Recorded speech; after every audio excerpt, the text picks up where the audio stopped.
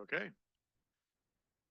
Welcome everybody to the Transportation Committee meeting, Friday, June 20th, 2025. I'd like to thank everybody for being here today, given it's the day after the holiday and the day before a weekend. So appreciate you taking the effort to get here on a somewhat unique meeting time for us. I'd like to ask Francesca, can you confirm a quorum? Thank you, Chair. We do have a quorum. Absent today are the Airport Authority, the City of San Diego, the County of San Diego, and East County. And I'll note that the County of San Diego just walked in. Thanks. I'd like to take a moment to acknowledge the land that we call home. The tribal nations of San Diego region have historically faced injustices. We acknowledge the harmony that existed between the land, nature, and its original peoples who have since endured displacement, persecution, and systemic oppression. We pay our respect to the unceded territory and homelands of the 18 tribal nations in our region, the most in any county in the United States. From 4 cultural groups, the Kumaya, the Gueño, the Lusweño, the Copeño, and the Cahuilla. This land has nourished, healed, and protected and embraced them for many generations in a relationship of balance and harmony. As members of the SANDAG community, we acknowledge this legacy. We aspire to learn from the indigenous traditional knowledge and experiences in undoing the injustices of the past. Now please join me in the pledge. Ready, begin? I pledge allegiance to the flag of the United States of America, to the republic for which it stands, one nation, under God, indivisible, with liberty and justice for all.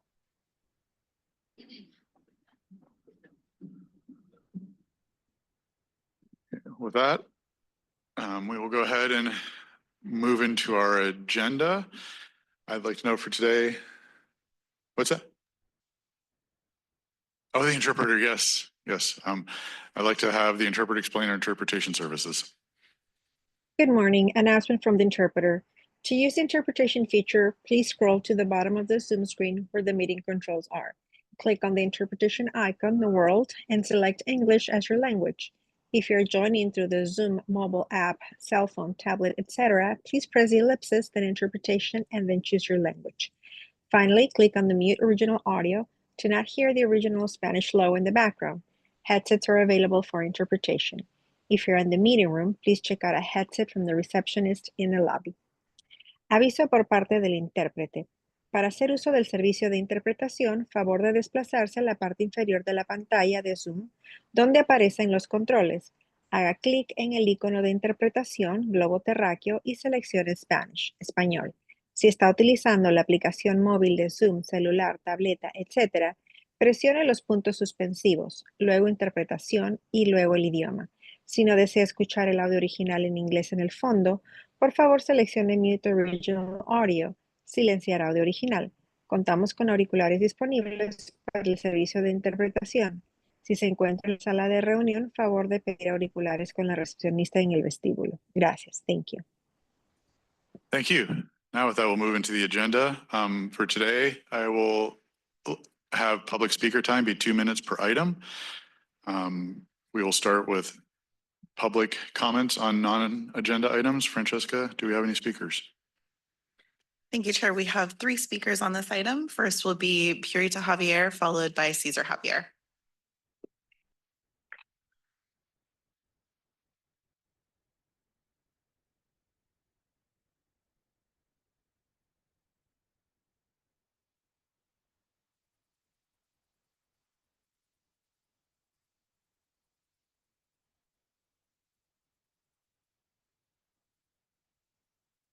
Thank you. Okay. Thank you. Good morning.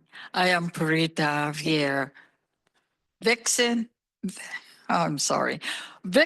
of toxicity, ceramics manufacturing, and kiln home business known to produce toxicity, airborne contaminants, and poison gases, fumes, odor, had been operating since 1984 in a residential zone dedicated neighborhood.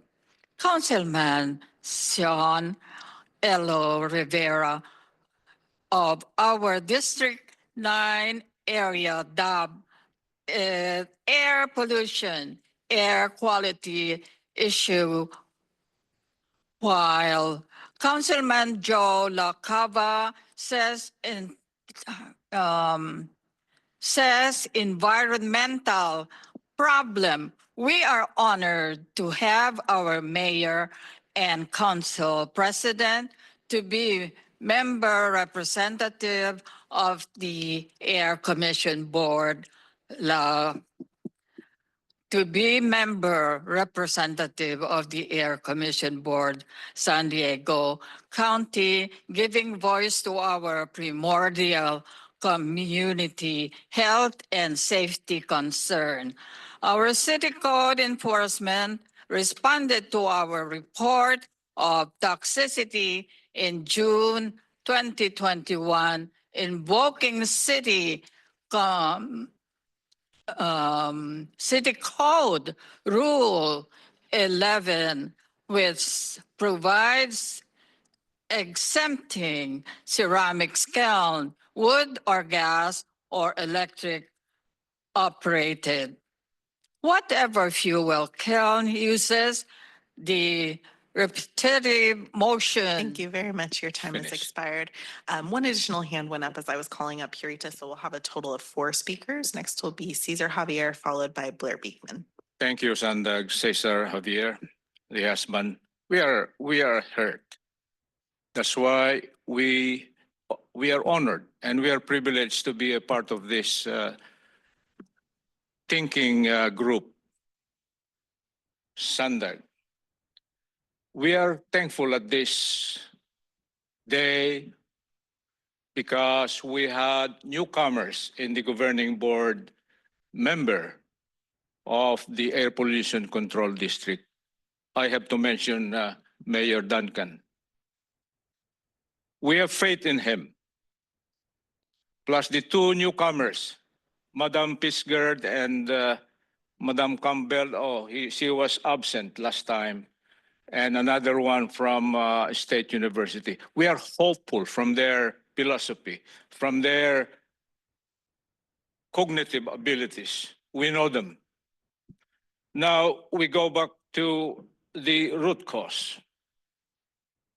It's the 20 industrial manufacturing activities that have been exempted since it's a vintage ruling exempting this emitting, polluting activities.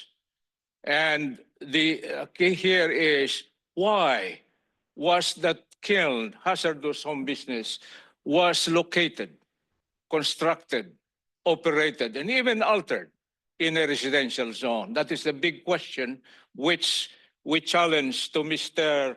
Councilor Rivera, who is an absentee in the governing board meetings. What do we expect as community underserved? And declared by CDC, District 9, that we are poor community. Now, where is the balance? Where is the justice here? We are seniors. Thank you very much. Your time has expired. Our next speaker will be Taxpayer. Thank you. Blair Beekman, followed by the original draw. Hi, Blair Beekman. Thanks for the meeting today. Thanks for the words of the Javiers as always. The permitting process is the really difficult part the Javiers have to address with the City of San Diego. Good luck in really diving into ways to discuss the permitting process and how that can work more in the Javiers' favor. I think that will be an important issue to concentrate on. Good luck in their efforts with this issue overall, with their issue overall. I wanted to comment. I spoke a little strongly and excitedly last week. It was, the LA protests were going on. National Guard were there, and we're about to have a nationwide set of protests about the current U.S. president and the use of ICE and all his practices. So I'm sorry I was a little overexcited, but I had a really important point that I think we're starting to do it, is that if we really ask ICE, we had some really bad events here in the city of San Diego that with ICE agents, they came in paramilitary to address issues, in their raiding issues. that we can really, I think, ask and demand that they cannot work in terms of tactics of paramilitary in the future. We need to ask them to tone it down. And I think we can. I think we possibly could be at a turning point. But it takes all of us to ask that, and to ask that they can possibly do the ICE raids, but it has to be in non-paramilitary terms. And I think that's a fair ask. And I think we can really work towards that ask. And I ask yourselves to understand that and want to be on board with that idea. I think it's important we can all work towards that idea as a community and build a safer future community. With that said, ALPR use is also a big issue in San Diego. We're better addressing that at this time and asking for better data collection practices. Thank you. Thank you. Our final speaker will be the original draw. You can go ahead. Interesting how you threw me to the end of the line when you said there was another speaker. You know that I wasn't the last one, but whatever. Anywho, people should have thought about, what was going to be the consequences when they invaded a border.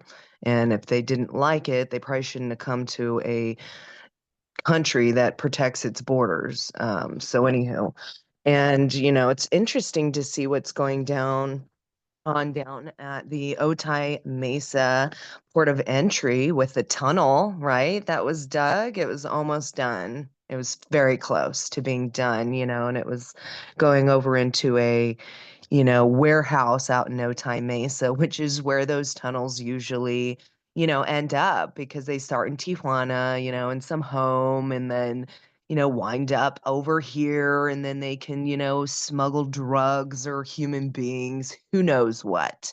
But isn't it going to be interesting with the new Otay Mesa East port of entry to see how many are going to be dug there?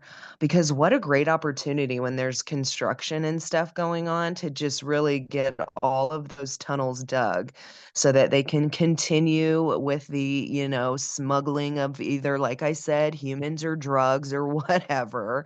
But there's nothing to see there. You know what I mean? Like, let them keep doing it. There's no need to, bring light to that since there's hundreds of them all over the place in that area. And we don't really want to hold Mexico accountable for the things it does and why. You know what I mean? We need to because I'm sure we benefit off of those drug tunnels and whatnot. You know what I mean? That's why we just continue to do business with such a nefarious entity who not only helped our border get invaded, I know, on many levels, right? But they're also just putting their sewage right in our, backyard, literally. But that's okay. No big deal. Let's just keep going. That concludes the public comments. Thank you. Mario, do we have a agency update? Yes, thank you. Similar to how we reported to the board, in the last couple of weeks, several of us attended the National Association of Regional Councils, which is basically the NPO associations in the United States. And we also attended the Major Metros meeting, which is the major metropolitan areas NPOs, about over 1 million in population. We attended a joint meeting to discuss our understand what everybody is going through. So see if there are any similarities, which guess what? We're all going through the same things, either succession planning, either dealing with contracts. So it was a very good conversation. We also discussed our grants there are on the pipeline. So it was a good discussion. Also, in the last couple of weeks, I attended the U.S.-Mexico Binational Bridges and Border Crossing Group meeting in Mexico City. We also had some sideline discussions regarding our infrastructure projects. We also issue a letter congratulating Mr. Ronald Johnson as the new U.S. ambassador to Mexico, and we have invited him to visit our region. We haven't yet got full confirmation, but it appears that in the month of July, he will be visiting this region. Again, it's not confirmed, but we've been getting some information on that. We continue working on the Elvira to Morena loss and alignment stabilization job. We continue to monitor it daily to check the integrity. We're working with the operators, and you should be seeing some mobilization very soon to shore up that wall that has been settling. On the regional plan, the team has had now 2 learning sessions, North County and East County. North County was this week. Thank you to Deputy Mayor Katie Melendez for stopping by. I think we also did a presentation at the Oceanside City Council on the regional plan. We will be hosting South County Sub-Regional Workshop in National City at the Public Library next Wednesday, June 25th at 5:30. We have several documents that are open for comment. Caltrans has the I-15 SR-78 connector draft environmental document open for comments. That will be up to July 7th. We have the Lausanne realignment notice of preparation that's open till June 30th. And we have our draft regional plan where we're accepting comments up to July 18th. I want to again stress our congratulations to our partners, Caltrans, for the award they received on the from the California Transportation Foundation for the project of advanced technology, project of the year. It's for wrong way drivers, so this is a very sensitive issue for everybody, and congrats again to the department. And we just want to remind everybody that our offices will be closed on Friday, July 4th, as well as our customer service. And we're also continuing to work on the back office, setting a update for the board on why the delays are happening and what are the alternatives that we have. I mentioned that data migration has been an issue. We have about 700,000 or 800,000 accounts that from the length of the life of the facility. So we really need to figure out, which ones are active, which ones are not, and which data will be migrated, or if we want to start from scratch on the accounts. So we will be preparing an update for the board shortly. Thank you. Thank you, Mario. Any member non-agenda comments? Yes. Hi. The chair of the San Isidro Planning Group wanted me to share with this body that last night they passed a resolution trying to draw attention to the Willow Road pedestrian bridge over the I-5. So they're hoping that they can get some attention to that. I know specifically they wanted Caltrans to take a look at it. So I just wanted to draw attention to that, and hopefully you guys can connect with that group. Thank you. Thank you. Anybody else? Seeing nobody else? Okay, there you go, Ann. Thank you. Just a couple closures. Wanted to announce this weekend, westbound 52 will be closed from State Route 163 to Interstate 805. That begins tonight, Friday at 9 p.m. And will go through Monday, June 23rd at 5 a.m. This continues the ongoing road work there. This should be the last weekend closure as we're working towards getting that project wound down. We also have coming up in the next couple of weeks, we're working to get refine a date and time, but giving advanced notice that the last U.S. exit on I-5 Camino de la Plaza ramp will be closed for various pipe installations as part of some ongoing infrastructure improvements we have going on. The signs will be posted ahead of the closures to alert motorists who do not wish to cross the San Isidro port of entry into Mexico. Again, as we're working to reschedule that work, we will certainly get the word out to use Dairy Mart Road as the U.S. exit. And as we go through, we'll keep you posted. Thank you. Thank you for that. Okay, with that, we will move on to the consent agenda. Does any member wish to pull a consent item? I don't see that. We'll go ahead and move on to public comment. As a reminder, the consent agenda consists of the meeting minutes, the 2026 Transportation Development Act Claims and Transmit Environmental Mitigation Program Grant project amendment. So please limit your comments to those topics if you may. And Francesca, do we have any public speakers? Thank you, Chair. We do.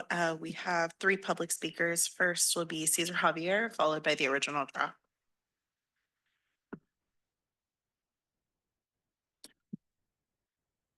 I just want to bring about my personal background. We are family of soldiers. We have in the minutes of yestertime a historic benchmark, and we declared again and again a community issue, toxicity in a residential zone designated community. That's what I can say on this minutes, and I declare that it should be stopped. I am thankful that we have Councilor Rivera and Madam Stip of District 4. That's my input as far as the minutes. On 3, TDA had the total amount 194.5 million for 2026 and may be used according to the literature to fund biking and pedestrian facilities. In our observation, as a consistent visitor of the downtown area, the heart of city of San Diego, bikes are going through, not on the lane designated designed by SANDAG, but rather they go through facades, corridors. Is the intended funding for this really for the lanes of bikers or for unintended consequences such as accidents as a result of this design in our mobility? On number 4, it is touching that we look at endangered species. Thank you very much. Your time has expired. Our next speaker will be the original draw, followed by Blair Beekman. Yeah, when you're talking about this habitat conservation crap that you guys pretend to do, it's really sad because you can't even, take care of human beings and you think that you're gonna help some kind of endangered species and mitigate climate change by having open space, which then turns into basically a landfill because nobody takes care of it and it turns to crap. But all to, densely populate everybody, leave the open space for, pretend to keep it for the habitat and different kind of species. But in reality, you're just enslaving the people and taking up all this open space. We would be, if we were really wanting to have better air quality, you'd spread out. You wouldn't put everybody all densely populated where they can just pass gas on each other and everything, which you guys are condemning animals for doing. And with all of this stuff, the bike lanes and things that you want to put in, since you're taking money that needs to be spent on roads and should be spent to make it easier for people to drive and get around, you should be charging the bicyclists money to use those, right? Because you want to toll everybody. So why don't you do that with the bicyclists so that we can, regain our money so it can go back to the roads that people actually use when there's not even, you guys act like there's going to be 1 million bikers or something one day. It's ridiculous how much money you're spending on that. And then with the vehicle miles traveled shenanigans that you were talking about in the minutes, you need to think about, again, going to Mexico and figuring out, their vehicle miles traveled because their pollution is affecting the people in South Bay and nothing's being done about it. You just want people to come across more because you care about the money that's coming. Well, why don't you start charging them for their vehicle miles traveled instead of punishing the people in the United States for it? Our final speaker will be Blair Beekman. You can go ahead. Hi, to speak to items, if I heard correctly. Yeah, just a thank you, an overall thank you that, with Transnet funding comes often surveillance tech and data collection tech for the projects. SANDAG has done an awesome job with their ARGIS program and making that, in their public safety meetings and transportation and other meetings.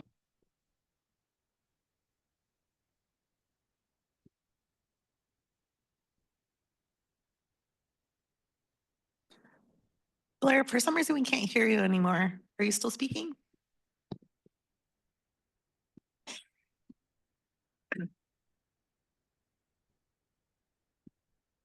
Now, Oh, there we go. am I back? Am I back? You're back now, yes. Boy, I'm really sorry. Boy, I'll try to start it. Is there, okay, I'll just start from here. Yeah, you are been taking ARGIS items and making them a weekly subject matter on your agendas. And it's been awesome. Thank you. I hope you can continue that transparency and clarity and openness to just see what and talk about what ARGIS is doing openly and publicly. Like I've said before, the city of San Diego has made a really important push. They're going to want to address the future of their ALPR use in their city. Where is all that data collection going? It's not going to the places they have initially assigned it to go. So we're addressing that in San Diego. You could be doing that with ARGIS, and we can just be asking those questions, making it a part of a regular conversation. That's the point, is that it's a regular conversation, and then we're on top of it and aware of it. And good luck, we can be doing that. And you're offering to do that. Keep up. I hope you can continue transparency with the ARGIS process. This is to speak to Transnet items and the surveillance and all the technology data collection that will be involved with Transnet projects. So thank you for your time. Sorry for my Zoom. Thank you. That concludes the public comments. Any member comments? Otherwise, entertain a motion to approve consent. Moved by Dane White. Second by Duncan. Please vote.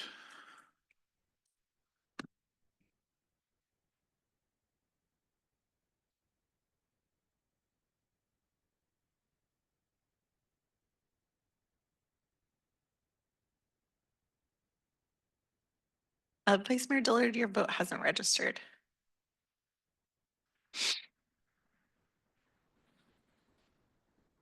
There we go. Thank you. That motion passes unanimously with those members present. Great. With that, we will move on to item 5, the Flexible Fleets Grant Program, final call for projects. I believe, Antoinette, you said you wanted to start with this one? Yes, thank you, Chair. Good morning, all. I just wanted to remind you that this item was on the agenda at your last meeting, and we had to pull the item because we learned that week that the federal funding source that we're using to fund this grant program would not allow us to fund existing services. It can only fund new pilot projects. We had added existing services to the program based on feedback that we received from you, that we received on the working groups, but unfortunately we learned that we're not able to do that with the funding source. So we're back today with the revised criteria, removing that, but reassuring you that we are continuing to look for a more flexible funding source that will allow us to fund existing services or expand existing services as well. So with that, I'm going to hand it over to Kalisa and Jenny. Right. Thank you, Antoinette. Good morning, Transportation Committee. My name's Kalisa Bowling. I'm a senior regional planner, and I'm joined here today by Jenny Russo, who is our grants program manager. And today we'll share information about SANDAG's new flexible fleet pilot grant program. So last winter, we collected feedback from this committee and the SANDAG working group on the draft call for projects. And today we are presenting the revised final call and are seeking your recommendation that the board of directors approve the release of the call this summer. As a reminder, Flexible Fleets is SANDAG's share mobility program, which includes microtransit, micromobility, car share, and rideshare services. This grant program is an opportunity for local agencies across the region to pilot a flexible fleet in their jurisdiction. Funding for pilots is available through December 31st, 2028, and extensions will not be granted. So here's what we'll cover today. I will remind you of the program funding and eligibility. Then I will review revisions made for the call for projects per the feedback we received, including the evaluation criteria. And then Jenny will share the performance metrics and we'll wrap up the presentation with our anticipated timeline. In 2023, the board approved additional funding for flexible fleet pilots.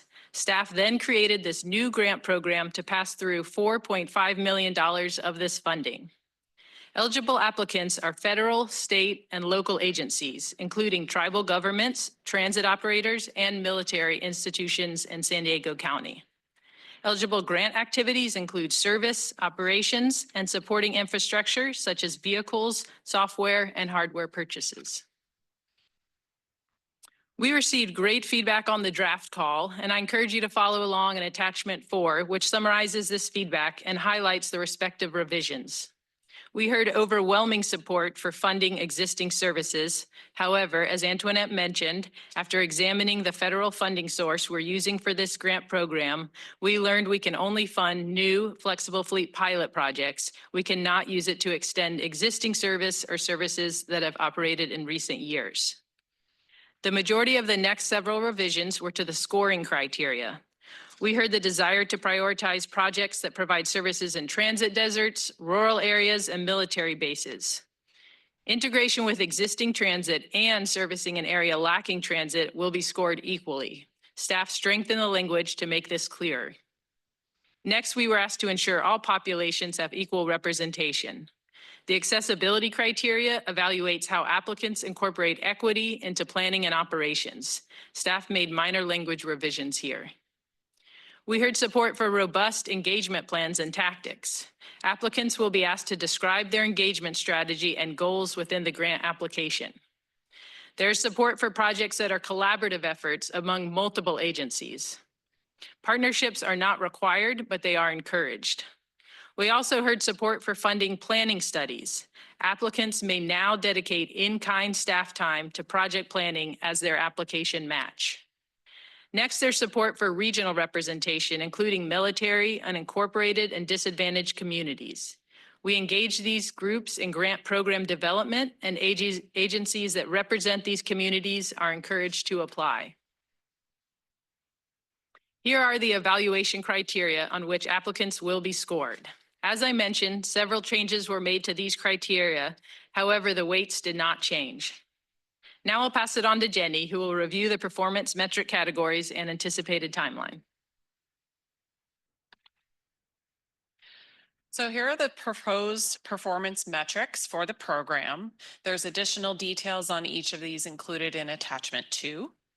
Grantees will be providing data to us quarterly that would document their success in each of these areas. And then we would be providing that information to you each quarter when we provide you the updates and the status of each of our grant programs. The final project report would also Jenny, need can to you put your mic demonstrate- closer to your mouth, please? Sorry. The final project report would also need to demonstrate the overall performance of that project, and you would hear about that in the quarterly report. So here's our timeline of how we got to where we are today. To develop the call for projects, we started last winter when we collected feedback from our working groups and this committee on the draft goals, objectives, eligibility, and scoring criteria. During this critical step of the process, we presented the program to 7 of our working groups, including Social Services Transportation Advisory Council, the Military Working Group, Mobility Working Group, Social Equity Working Group, Sustainable Communities Working Group, the Tribal Transportation Task Force, and the Flexible Fleet Task Force. We then hosted a microtransit joint working group forum last month. This was an opportunity for attendees to learn about the opportunities and challenges with microtransit regionally and nationally from a panel of experienced operators. Following your recommendation, staff will present the final Flexible Fleets call for projects to the board for approval to release the call for projects. And the application period would be open for 90 days. Applications would then be reviewed by a panel of external individuals with experience in deploying and operating flexible fleet services. The funding recommendations would be brought to the Transportation Committee in winter of 2026, and services would begin shortly thereafter. As Kalisa mentioned, the projects would need to be completed no later than December of 2028 per the funding requirements. So this concludes our presentation, and we're happy to answer any questions. Thank you for the presentation. Francesca, do we have any public comment on this topic? Thank you, Chair. We do. We'll start with Cesar Javier, followed by Blair Beekman. America is funded with continuing warfare. We are in a war to ensure that mobility, circulation, and even communication be one of the core planning and implementation, if only to reach a level of modernity. Not just modernity, but longevity of humans and the protection of our shell, we call it in urban planning. This is a pilot project, and therefore it is based on our observations, especially from those rural areas that are bound to be urban in some future time. I just regret that the way it is envisioned by the core city, led by the three leadership, the mayor, the council president, and I believe the environmental chair, which is now demoted to environmental working group, Councilor Rivera. I think we learned lesson from him, and we'll be hearing his inputs in here. My only prayer is that the budget that is assured by the federal government and the state and the sharing of the local government would not be too wasted. And that's a challenge. That's why we believe in SANDAG mission. We believe in this grouping who are thinkers. And I hope, just a reminder again, this is San Diego City's core showmanship of Your time has planning expired. and Our next speaker will be Blair Beekman, followed by the original draw. Hi, Blair Beekman. I hope my Zoom is working. Interesting presentation. Thank you. It was nice to hear that this is an item where the future of this item wants to work towards micro-mobility things. I have like a very set speech. I've mentioned here a few times that I wish I understood the subject better, what micro-mobility and multimodal forms of transportation can actually mean, and what I don't have a better understanding of it. I wish I did. But I know you guys at SANDAG, you know, to go into my speech, over the past few years have been in an intense fight about it and what exactly it means and can mean. And you guys, from all of that, I've watched that you've decided to kind of pull in the wagons and start again. And when you talk about it on these sort of items, it's ways that I think multimodal will be important for the future, but we're trying to find new ways to talk about it and start with our funding things, to start with our basic best, you know, and then learn again to grow from there. We kind of got a bit out of hand with that. Again, just a thank you that we're trying to pare it down, bring it back to the original core services and grow from there. So good luck how this item does try to talk about multimodal and micromodal forms of transit. And we need it. It's interesting work, I think. again, a caution that since I've been visiting the SFA area a lot, automatic vehicles are incredibly big up here. And I'm interested how you guys can eventually talk about the subject. I'm hoping you'll be skeptical when you talk about the subject and not gung-ho about it. I'm not a big fan of it. I hope yourselves aren't either. We have to address all the tech that's around it. Good luck in your efforts that we can be open when you do it. Thank you. Your time has expired. Our final speaker will be the original draw. You can go ahead. You guys need to look into vehicles that run off of water. That's actually something that is something that can happen. And the sad thing is that people who have patented it have been murdered because it's something that goes against the agenda. But it's something that you can modify vehicles to run off of water, and they can go for very far lengths of time and, don't pollute the air.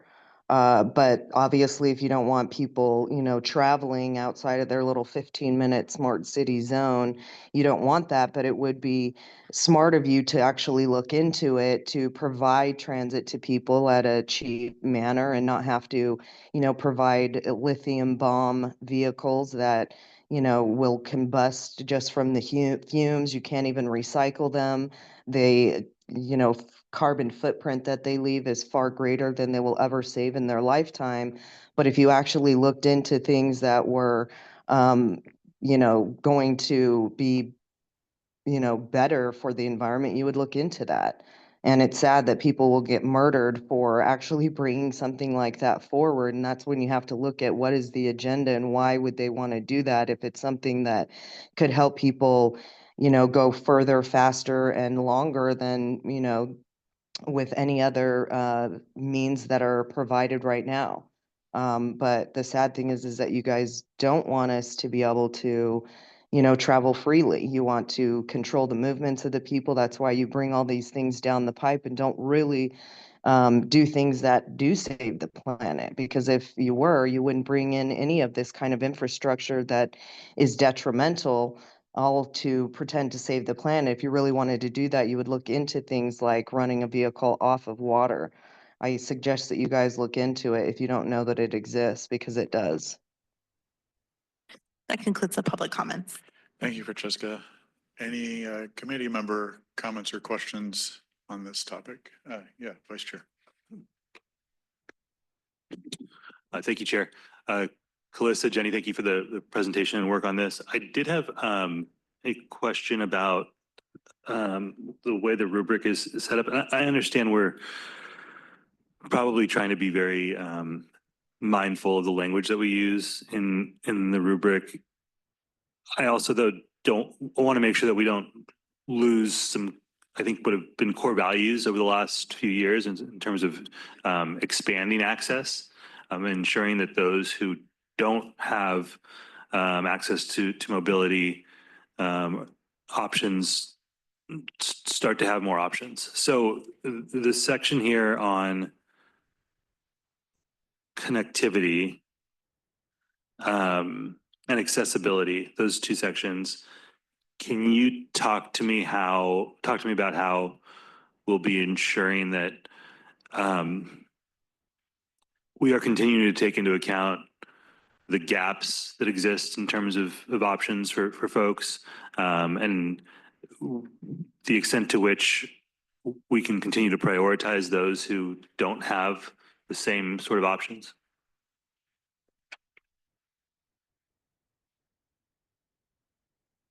So I think it's mostly addressed in the connectivity criteria, and we heard quite a bit of feedback on this. So we're trying to cover places, that are transit deserts that don't have any transit, but we also heard this emphasizing connections to existing transit, getting folks to a transit center and things like that, making that sort of last mile, first mile connection. Right now they're weighted equally because we kind of had both things coming at us from direction. But that's the intent, is to try and cover both of those things through that criteria. I think the accessibility criteria also addresses your concerns about making sure hard to reach communities are considered when we're evaluating the program. Thank you. Yeah, I think there's, and that feedback is helpful because in my mind, in San Diego, there are a couple of different groups that we've tried to be more and more thoughtful about ensuring have access to mobility and transportation options. One would be those who do not live in areas that have close proximity to public transportation and other mobility options. But then there's also folks who live relatively close to public transportation options, but not necessarily close enough to maximize their usage, who might be able to either get to more places with a flexible fleet, or perhaps be able to shift fully from someone who relies on a car to someone who could use public transportation with a dependable, flexible fleet, and in doing so, significantly reduce their transportation costs and make life more affordable for them. So I think in representing who I do, the first category is super important for sure, and I want to make sure we don't leave folks behind, and particularly in East County who have a hard time getting to and from opportunities. But also that second group is top of mind for me. So I just want to be sure that we're not losing sight of those core values that I think have guided a lot of our work over the last 5 years or so, while trying to ensure that this application is consistent with whatever rules might be coming down from the federal government. So we're confident that the language that is in here now is going to encourage applications and the development of projects that will achieve both those goals. And again, my primary focus being a representative from the city of San Diego is that second category that I mentioned. I think so. And we can emphasize that when we do our training of our evaluators and explain to them what we're looking for in that accessibility criteria, that we're trying to get access for folks with basic need and make sure that that's met. I mean, we don't have every nuance spelled out in the criteria, but we can certainly talk to them when we train them on this criteria and what they're going to be scoring so that they hear that message and they know what to look for. Okay. I think that what we also don't want to lose track is, this is a pilot grant program, and we have multiple things that we want to accomplish, right? That are spelled out, the choices, transit connections, fill the gaps, improve air quality, advance the goals. And it's basically also that first and last mile. And we're trying to figure all this out, and that's why we're doing pilot programs to see which is the best solution and the best. Yeah, but Mario, sorry, just to jump in real fast. I love that in terms of the best solution. I think the who we are trying to provide those solutions for is what continues to be super important to me, and that's the part I want to make sure doesn't get lost in the shuffle as we are being more thoughtful about the language that we're using in applications. That the who continues to drive the work. The how, I have no doubt that there's going to be a lot of creativity there. But if we're not intentional on the front end about ensuring that we are really trying to work for those who have the most limited access, have had the most limited access, then it is very likely that will become an afterthought in the development of the projects. And what I don't want to have is us end up here and, just speaking for myself, me not be satisfied about the level of intent behind ensuring that we're improving access for those who don't have it, and then not be supportive of the potential fund recipients. So I'd rather have that conversation now. So that's all. I would also add one more thing. We talked about connectivity and accessibility, but I think engagement is also really key here.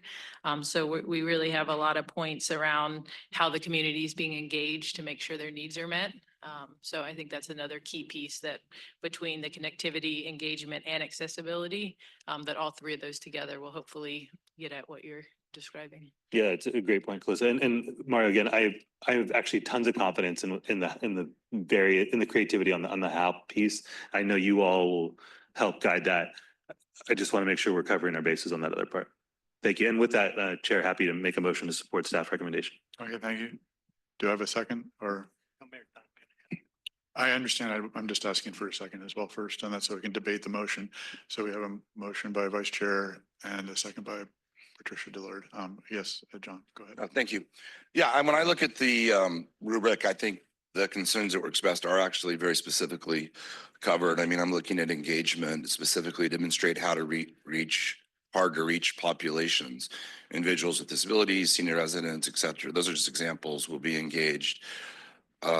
Connect people who aren't connected to transportation now. Connect people to existing bus rail services, how the service will operate in an area lacking existing bus or rail services. I mean, I don't really see how the staff could have done a much better job explaining what the purpose is and what they're trying to do, other than just to like identify one certain city and say, we're going to do it right there, which obviously wouldn't work for this program to me. But my one question is on the different attachment. The first one, I believe the call for projects. Let me pull that back up. The final, so it's attachment 1. It says project types, and I know the CEO and I had talked about this a while, and I wanted to see if you had any other enlighten me on it or where this language comes from. It says new service, a service that is not currently operating or has not operated in the past 10 years. Where does that language come from, and what is that 10-year period? So it comes from the funding that we're using. They will not fund any service that has been in operation. The 10 years is a time frame we establish. It could be 5 years. They don't have a number, but they've just told us that they will not fund anything that's already been operating because they don't consider that a pilot. They're looking for new projects to test because this funding can't be used for ongoing operations. They make Right. So I just want to make sure I clarify. First, you said it comes from the source of funds, but the 10 years does not come from the source of funds. Correct. They don't have a time frame. Right. So that's actually why I raise it, because we could choose the time frame as once we get to the board level or here, we could recommend a time frame. And then existing projects, I don't, if it's in this, is that in this definition somewhere, or is that also a to be defined type term? It's in the definition section and it mirrors the same content you just described, the 10-year time frame. But was created by staff, correct? Correct. Yeah, because to me that is a big deal. Does that mean any similar or any type? Let's say you had a mobility pilot project a year ago on one thing, and now we're like, hey, we want to connect the last mile between the military bases and public transportation, and is that going to say, oh, well, you had something within 10 years, it was an existing service because you had a trolley that ran up and down your main street? Or, I mean, to me, it's pretty vague, and using the 10 years isn't something that I think encourages more projects. It limits projects potentially, unless these things are defined and clear to the applicants. Mayor Duncan, that was a recommendation from our CFO. Let us follow up with the local office and just determine that there is not a time frame that we have to stick with, and then we can revise accordingly. I would appreciate that. And then on the Yeah. second half of my issue is, I understand if it is from the funding source, right? So hey, if you have a mobility shuttle that covers 5 areas in your town, you've been doing it for 3 years, you can't get funding through the pilot project. I totally get it. That makes sense. This is a pilot project. But in reverse, if you expand that definition to be too broad to prevent projects, what you're doing, particularly if it's a city that never received funding for SANDAG for it, you're punishing cities who've tried things on their own dime and preventing them from applying and using what they've learned on just their own money with zero SANDAG money. You're preventing them from learning and leveraging off what they spent their money on to try to do a proper pilot program, which might actually work to connect people in a community. So those are my concerns. And I know, Mario, we chatted about them a few times over the last couple of years, as well as I think last week. So if there's any, I just would appreciate if we could look at that area, especially when this comes up to the board level. We'll reach out to the local office and see what they recommend. Thank you. Thank you. Other comments? Yes, Ms. Montgomery Steph. Thank you, Chair. Just really briefly, thank you for the presentation. I just wanted to emphasize the importance of addressing the first and last mile connectivity. I think that it's important. We are striking a balance, you know, with the performance criteria and the metrics that we're using in this rubric. But for many areas in the region, particularly in the County District 4, the topography does not lend itself to allow for the transit to be convenient for folks. And so I think the shared ride models should continue to get some prioritization as we look at, you know, adding additional people to and encouraging people to take transit. So I just wanted to point that out. And also, I think this point was made through our Southeast San Diego microtransit pilot project that the Urban Collaborative participated in as well. I'm gonna lift up those suggestions in this space. And also just emphasize, as the Vice Chair did, that, you know, we're in some different times, and so we want to make sure that we are keeping our focus on our who we're prioritizing as writers, as we encourage new writers, but also, you know, keep our focus. I think SANDAG made a very loud, strong commitment, and so navigating through this time and still maintaining that commitment is very important. So thank you. Other member comments? Okay, thanks. I had a couple comments or questions as too, so thanks again, Jenny and Kalisa, for the presentation. Don't know what's wrong with your mic, Jenny, but hopefully it didn't detract too much from it, so I was able to get the information out. So first question may be pretty simple, but you mentioned that the evaluators will be people that have experience running and using these types of service or operating these types of services. What is the check that we have in place? Because I assume those people are selected before we see actually the grants come in. So how do we know that they're not going to be one of the people that are a recipient of one of these grants? They're not selected before. Oh, So they aren't selected before. So we put a select call them afterwards. out. Okay. Yeah, and we Okay. get like a bunch of folks, and then we wait for applications to Okay. come in, and we look for that. So we for can make sure conflict. there's no contention there, conflict whatsoever. Okay, that too. Absolutely. And you did mention that you were going to be getting quarterly reports as part of the metrics. Is there already some mechanism to set up in place for that information to feedback, for example, to the mobility working group and or this body on a more regular basis versus just waiting till the whole program's done? Yeah, so they come regularly to this body anyway when we bring the overall quarterly report on the grant program. Okay. Mobility isn't, but we could certainly bring it to them as well and kind of keep them apprised of how these pilots are moving. Yeah, I think it'd be very useful, particularly what they're learning, what they're finding, and how they're performing against their metrics. And then last, just to add my own flavor to it, I entirely agree and respect with the comments that the vice chair made, but I also want to make sure that we are treating this as a pilot program. It's not, you know, a continuing operations program. And one of the overriding objectives for a pilot program is to learn as much as we can, I believe. And so, for example, while I don't know if my city will apply, I don't know if we apply, if we would even win a grant, what I would like to get out of this program is information that makes me understand what it would take to be successful in Solana Beach, right? So, and if too many of the programs that are awarded grants look alike and are serving the exact same set of people, then we're not going to learn that. So I just want to make sure that we do internalize that as part of this, that hopefully we'll get a diversity of projects, we'll get a diversity of areas that will allow us to learn as much we can with the funding that we have. So with that, oh yes, go ahead. Yeah, just one comment from me, because I think I want to echo that my concern in listening to this, and I think the scoring metrics are prudent, but I guess one thing that's been kind of nagging me is how you evaluate the uniqueness of projects that are coming forward, because it is a pilot program.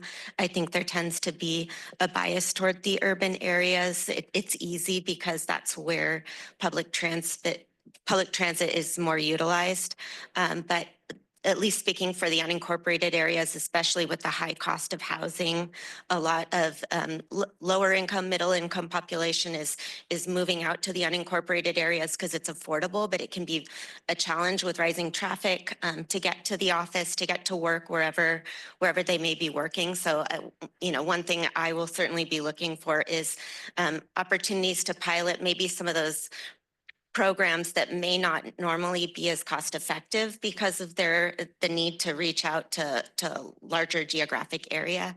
So to the extent that uniqueness or diversity of concepts can come forward to address some of those gaps, I think I would be in favor.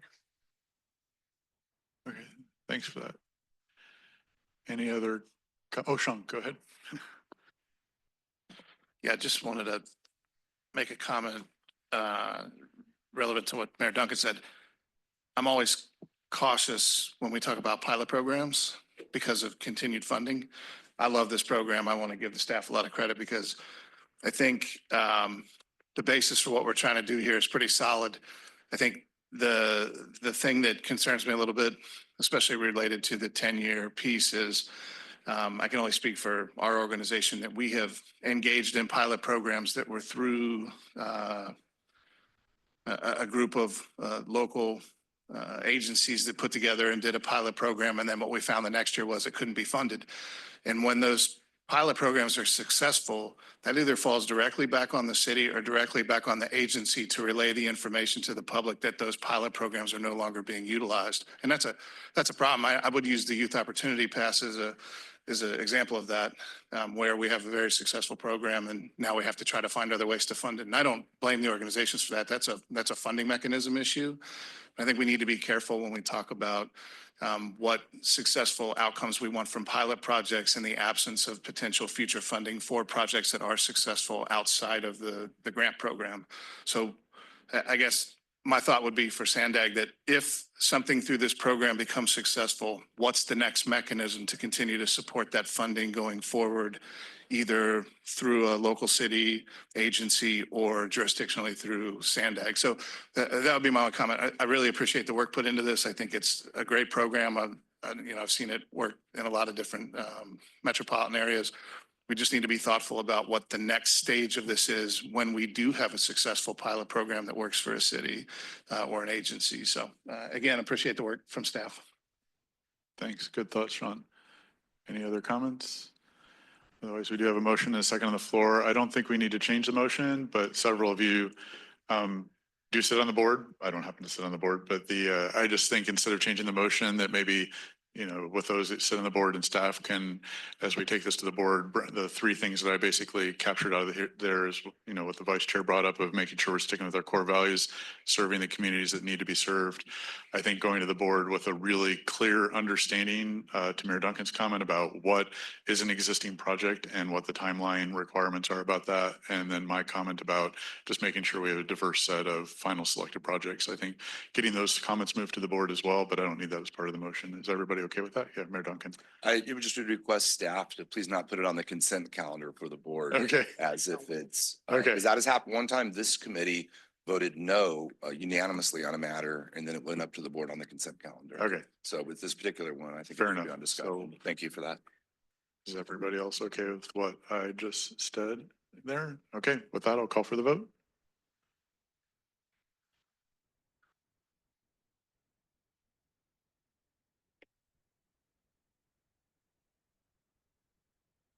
That motion passes with 7 yeses and 2 nos. Thank you. With that, we'll move on to item number 6, which is MTS on track. And I believe Mark Olson is going to be taking this from MTS. Chair, I'm going to speak first. Okay, sorry. Yeah, go ahead. That's all right. Patricia. Yeah, I'll let you jump in first. Okay, thank you so much. Good morning, everyone. Today, MTS staff is here to share information about one of the agency's most important initiatives called MTS on track. MTS has seen a lot of success post-pandemic, which includes increasing ridership, high rider satisfaction rates, and better service, such as increasing trolley frequencies, the new Copper Line trolley in East County, a new rapid bus route in the South Bay, and new overnight bus service between San Ysidro and downtown San Diego. However, despite all of these really positive trends, in 2028, our agency will hit a crossroads financially and will need to address a serious budget deficit. There is a possibility we may need to scale back personnel and transit services for our riders who use the system to access jobs, school, healthcare, and more. The Board of Directors has been working on strategically addressing the MTS budget deficit for the past year, which is projected at $120 million in 2028. MTS staff will bring forward a more detailed outlook on the budget at the July SANDAG Transportation Committee meeting. While addressing the deficit, which is approximately 20 to 25% of the entire budget, seems daunting, the good news is we have some time to plan this out. That meeting that is happening now will help MTS find strategies to avoid any sudden cuts in service.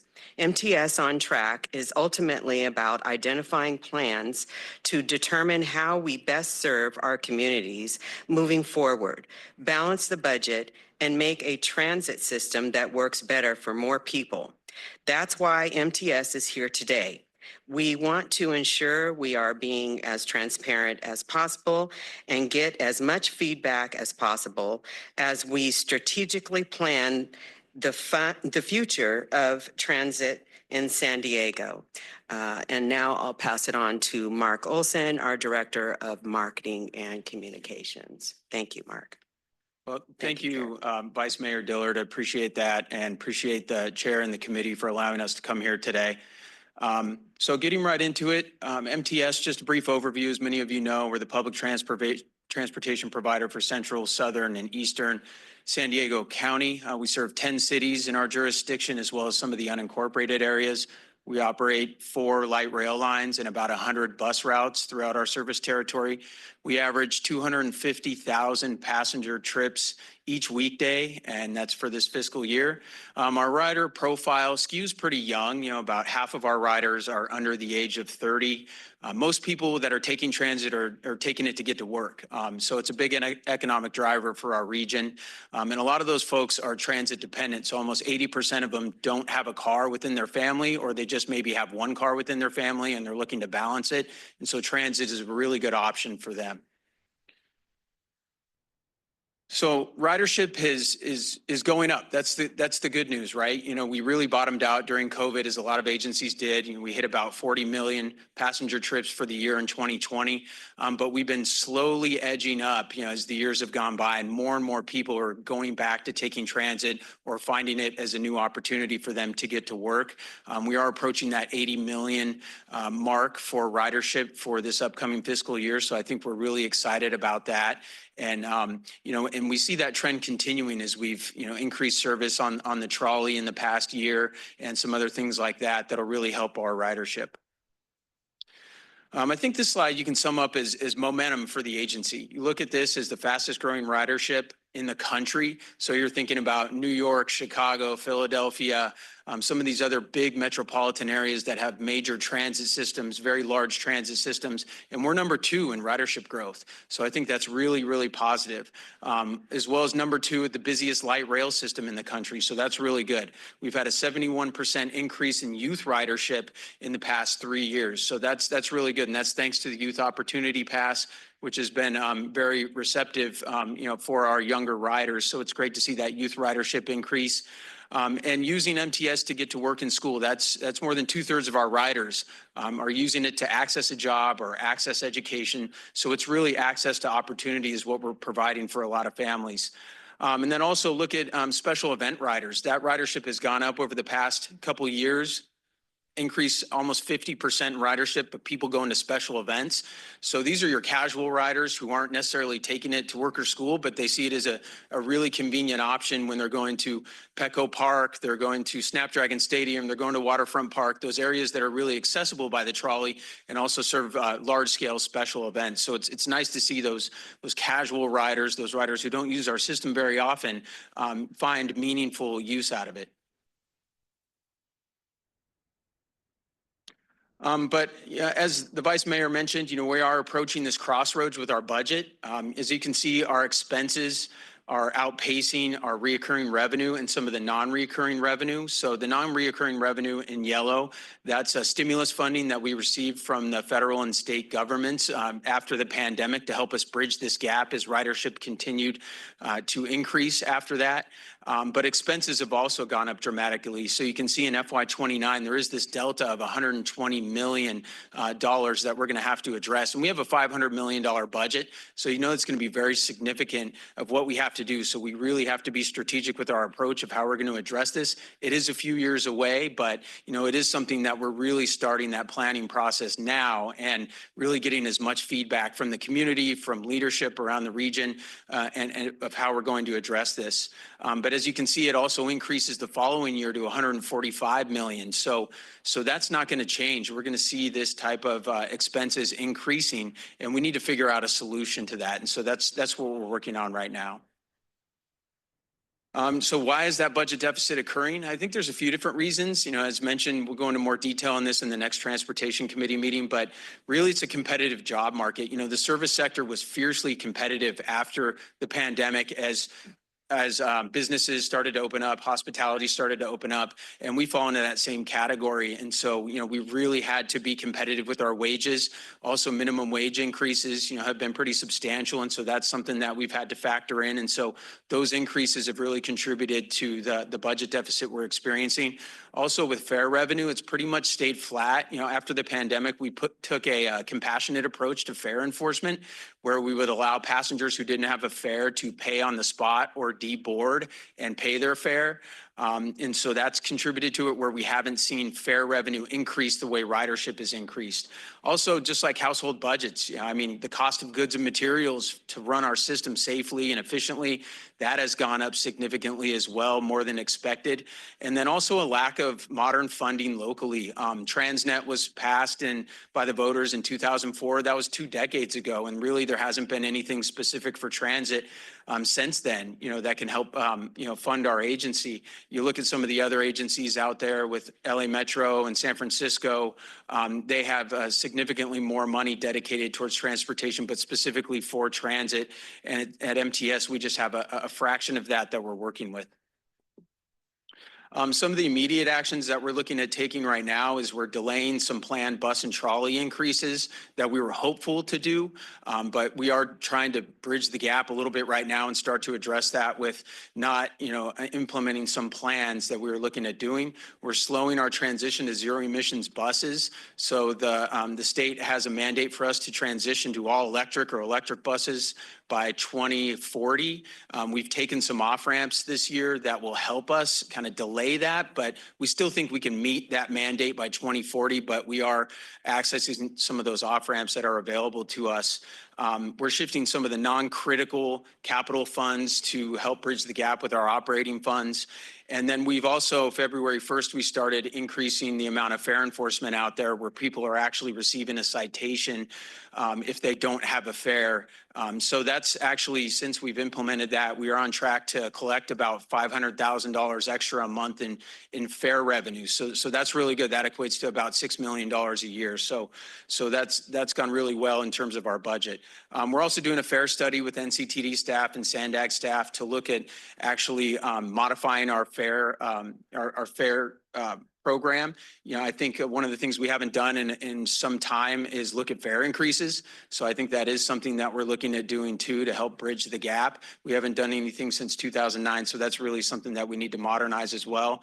And then just some other administrative operational cost savings efforts that we've done internally to really look at where we can, streamline certain things, or just cut budgets that maybe are non-critical for this time, or push things down the line a little bit that were more aspirational. So we've taken some of that off the table too to help bridge the budget gap for the immediate action. So, but what we're doing is planning for the future. Our planning team is really looking at developing transit plans for the future for the next 10 years. So we're basically doing an audit of our entire transit network and see how it operates, and really taking a step back and looking at, are we meeting the needs of our passengers today? You know, that maybe we aren't, you know, since it's been 10 years since we've really done a study like this. But we are looking at two different scenarios. So the first scenario is if funding does become available, if we're able to find some local source of new revenue, or from the state or federal government, whatever it is, you know, how do we build upon the recent successes that we've had and the momentum that we're building to make MTS work better for more people? But as scenario two, you know, what if we don't find that new source of funding? How do we apply more significant cost savings for the agencies, like service reductions, to create the most sustainable transit system that we possibly can? And so plans that are being developed right now that we've just started will help direct the MTS staff and the board on the transit priorities moving forward. So our timeline for this with the two scenarios, first scenario we started looking at right now, and we're going out to the community and really talking to them about desired transit investments, and that's going to be happening through July, August time period. Then we're going to get a little bit more concrete with plans for any type of transit investment that we can make, and go back out to the community again and ask them about more specific projects, and see what they think about that. And then we're going to take that to our board in January through March and continue to refine and refine and refine at that point. And then possibly, if you know there is a funding measure that MTS would like to put on the November 2026 ballot or something like that, you know, those types of decisions are going to be made at the board level at MTS in the March 2026 timeframe. And then immediately after that, we're going to start looking at service reduction plans, service realignments, and what those plans would look like. So we're going to go back out to the community and start talking to them about that and figure out what the priorities are. And then, you know, pretty much from there, we'll look at November 2026 as final outcomes and next steps. So with community outreach, you know, we've been going out to the community quite a bit over the last couple months. We're going to a lot of transit centers, community events. We've engaged with nearly 1,200 people so far, and we're going to expand our net even wider here in the near future with an online engagement web page that's going to allow people to participate and figure out what transit priorities they have, you know, throughout our system. But the community feedback to date, as you can see here, you know, we're doing a tabletop exercise that gives people basically a vote, and they can get up to 3 votes of how they would like to us to invest in the transit system. And we've provided these, so to speak, transit values and what they would think. And as what you can see, personal safety is by far and away, you know, the top thing that people want to see, you know, and that makes sense. You know, people want to feel safe while they're doing anything, right? You know, including riding transit. And so that's been the top priority. As you can see after that, you know, there's service related items that are very high priorities for people if they'd like us to invest in the system more frequent service, longer hours, weekend service, faster service. And then you get into fares, lower fares. So I think what this tells us is that people are pretty comfortable with fares right now. So lower fares aren't really a priority for them. And then you get into amenities after that, like more comfort and tech improvements. So we're also partnering with community-based organizations. We're working with them to develop community workshops and actually organize them within their networks. And so we're going to be doing that over the next couple of months. And some of the partners that we're working for, you're probably familiar with Circulate San Diego, Bayside Community Center, El Cajon Collaborative, Environmental Health Coalition, Mijdal Community Center, and Mid-City CAN.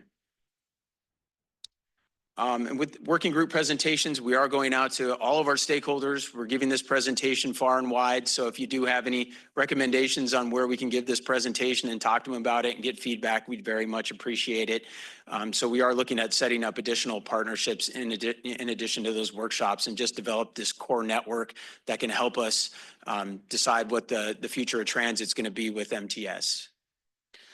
So our next steps, we are doing some voter opinion research that is taking place now through probably the end of the year. We're going to do a couple of voter polls as well as a series of focus groups. The workshops with the CBOs will be ongoing. We're setting up a community advisory committee that's made up of local nonprofit organizations, planning groups, universities, and other stakeholder groups.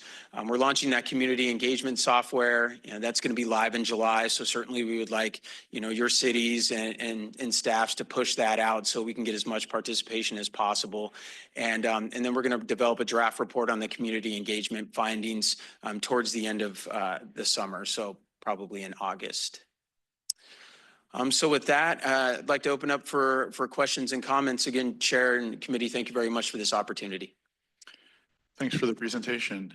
Francesca, do we have any public comment on this item? Thank you, Chair. We do have 2 public comments. Cesar Javier will be first, followed by the original draft. Thank you, SANDAG. Cesar Javier. I could only enumerate value analysis pointers and perhaps recommendation. SANDAG over the years has casted rules, planning and implementation. We could only expect some kind of savings in terms of, like in manufacturing activities, you save because you have already done this many times. It would be expected faster and a little bit easier. Value analysis, we are not moving non-living things, but rather humans. Come to think of it, circulation mobility as part of planning would be useless if we do not have humans in it. So we expect that humans who would be riding are normal, healthy. Value analysis number 3, if we may, is that we are missing something. Again and again, the aspect of human survival. Countries, modern countries, I would mention like China, they have this. They have rules, plans, and the product of these projects. We want to save, can we not copy or employ them? Like what we did when we did this from east to west, the rail projects. I would like value number 4 to see from my core city representatives to think and think and think because our community is Thank you very much. Your underserved. time has expired. Our next speaker will be the original draw, followed by Blair Beekman. $145.6 million by 2030. That's pretty crazy to think about. And, you're only just barely catching up to pre-COVID times. But obviously LA and San Francisco spend more money because there's more people riding transit. I mean, if you look at even just the trolley coming by you guys, it's empty, but whatever. And, it's when you're talking about, ridership or fares, it's crazy that you get $500,000 a month in enforcement.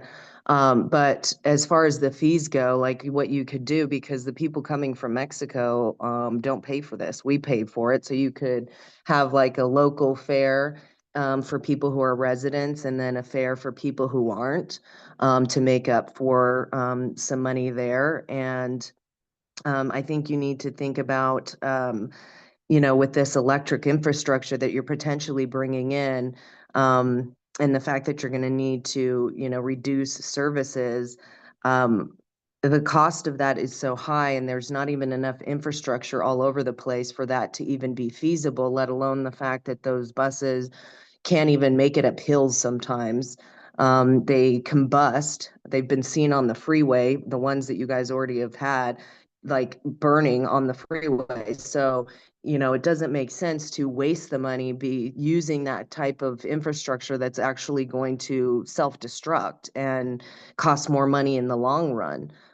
So I think you need to be thinking about transitioning totally out of that, because it's going to be something, obviously, the new administration is not giving you know, deals anymore for people to get that. And the damage that it does to the roads is pretty astronomical. So the whole thing is going to just cost people more money when you don't even have the ridership or money to make up for that.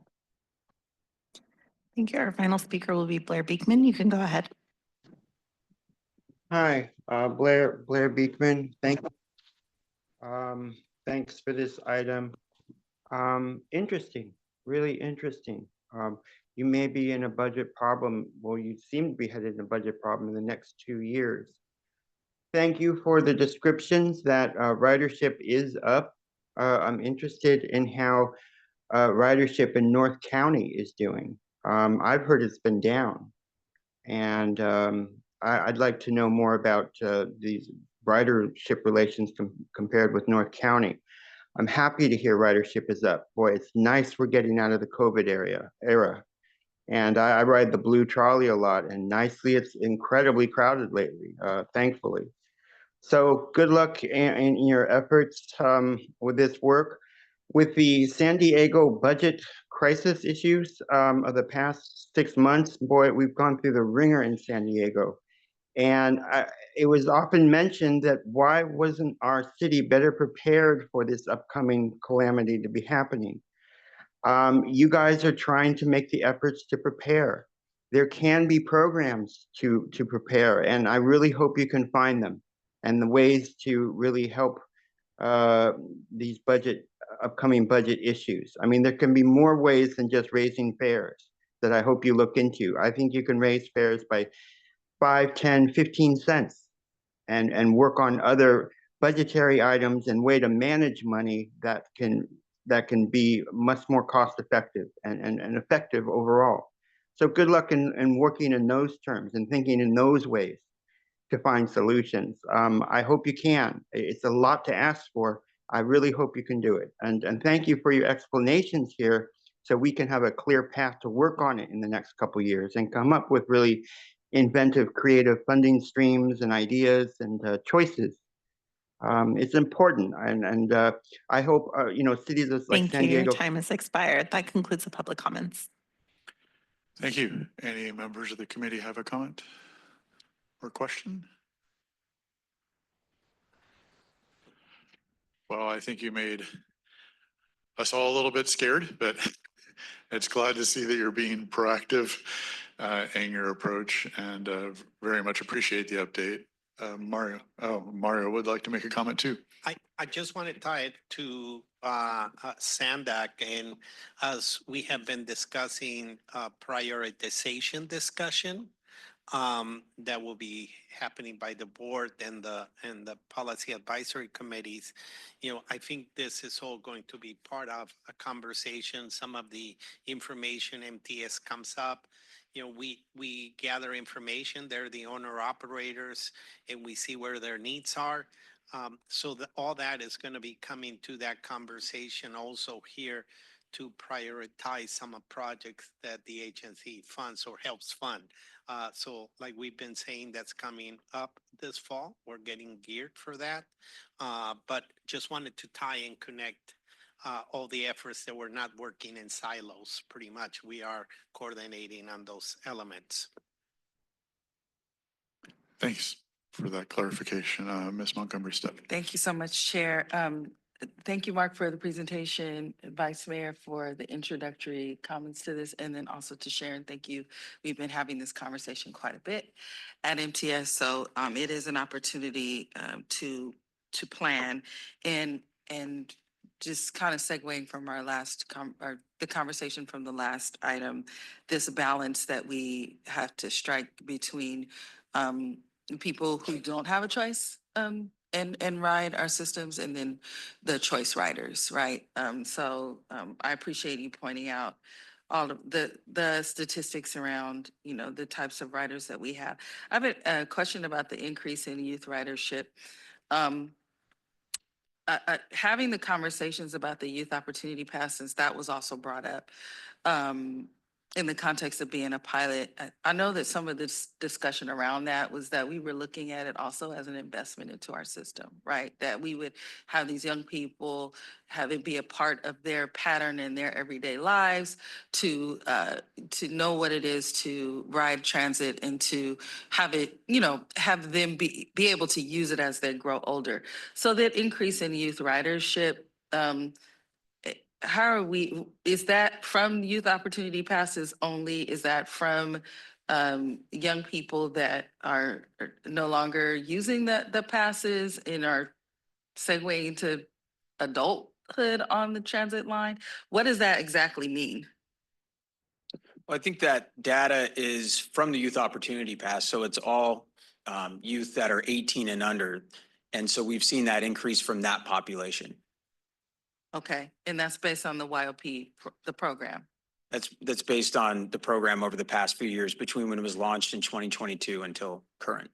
Okay, so this next statistic about folks getting to work or school, when we say school, are we talking about high school, college, community college? Do we have that broken down? I'd have to go back and look at the surveys that we've done, but typically it's just we don't ask if they're in high school or college. What we do is we survey is what do you use? What's your purpose for using transit? And they would say, I'm going to school. Okay. All right. I'll talk to you later about maybe breaking those down a little bit more, just so we can see what the impact of the Youth Opportunity Pass program is, which I think it continues to have a positive impact on our line. Also, I would actually, based on what we received from the community, the graph, I would love to see how those questions were posed. I think something that is coined personal safety is very different and less specific and descriptive than more frequent service. I think those two are two very, you could do a lot of things involve personal safety. It could be everywhere from having more lighting, as we've discussed particularly with women on the line, and their preferences. It could be to the cleanliness and how people see that and relate that to personal safety. It could be to seeing more guards on the line, or sometimes for some people, seeing less, right? And so it means a lot. So I would really like to see how, like, the questions we ask to get to that. I don't doubt that it's going to be a high priority wherever we go, whether we're walking down the street or on a trolley or on a bus, right? But I just want to see how that was posed, because it's such there's so much that is encompassed into personal safety as opposed to frequent service. Like, yeah, I would love for the trolley to come every, 5-10 minutes as opposed to every 30. That's like easy. But personal safety is left up to interpretation. Happy to hear your feedback on that now, but I just overall just want to see kind of how these questions were posed to get these responses. Thank you for the question. I think that is true that safety is interpreted different by different people, and you're right. Safety by environmental design, like lighting or better, more frequency. That is true as well. When we pose these questions going out to the public, we did not predefine it for them. We just had that choice of personal safety, and then you could drop, your vote into that jar. Basically, where we do a tabletop exercise, and we have these jars out on the table with each one of these items specified. And so it's something that's probably defined by the person that's doing it and what it means to them. So we did not unpack that for people during this exercise. But it is something that, I think we have looked at in the past and done some focus groups on what safety means to people. And what we've heard from there is that having more visible security out on the system was very important to them and what it provides. But that was a few years ago. That may have changed, but yeah, you're right. I think it does change depending on who you're asking. And if I could piggyback on that, when we did those, and you obviously were involved in those focus groups. Yes. Some of it is even as simple as, I want my bus to come more frequently, so I'm not waiting at a bus stop at night. Right. You know, some of it's, as you mentioned, environmental design, lighting. We've been really focused on that.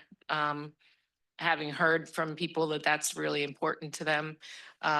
Those are the kinds of investments that come with personal safety. But it's hard in the tabletop exercises that we're doing to actually get really nuanced, because you're just at a festival or, you know, a community group meeting. Yeah, understood. I just, as we move forward and we're talking about revenue generating ideas, it's just the more we know, the better, right? We know you all have been surveying folks for years now, post-COVID especially. So we do have an idea, but that, as you said, more frequent service could also be seen as personal safety or a way to obtain personal safety. So last question is just around our participation in the Transportation Transformation Task Force, and just that, when I say our, I mean MTS, and what ideas sort of are coming out of the task force around revenue generating measures or other ideas that could potentially be on the table for MTS. Yeah, and that's the piece that we didn't cover in this presentation, but we have been very active in advocating for other sources of funding outside of the local possibilities. And I'm on the Transit Transformation Task Force for the state. We are in the midst of working on the final draft report that is due out in October. What will be involved with that is an analysis of what types of sources could be out there, but it won't necessarily make a recommendation to the legislature on this is what you should be doing. I'm advocating that it does include something like that, but again, it's a whole statewide Everyone effort. has to vote. But there's still other efforts as well. They are looking at the sunset of cap and trade program in 2030. And so as part of that discussion, we're looking at the real crisis in transit funding statewide. And we're talking about how can you fund all these other things to improve the environmental footprint in California without understanding that if we have 25% of our transit ridership declines because we've cut 25% of our service, how is that helping the environment? So we're really having those conversations right now around what shouldn't we be investing in the operations themselves. All good points. Last thing I'll say is appreciate the working group presentations and including business groups as well. I would, the San Diego Regional EDC comes to mind and others, just including them in the conversation about how do we bridge that gap between transit riders who would maybe in their case, but not always, be choice riders, and having our choice riders, you know, supplement some of the things that our non-choice riders need, including those business groups into the conversation. Thank you very much. Thank you. The Port District. Yes. Sorry, Port District was first. Sorry. Sorry. Just first, I want to say thank you for bringing this presentation, Mark and Sharon. You know, transit is not one of those kind of nice to haves. It's a must have for the region if we're going to be able to be successful.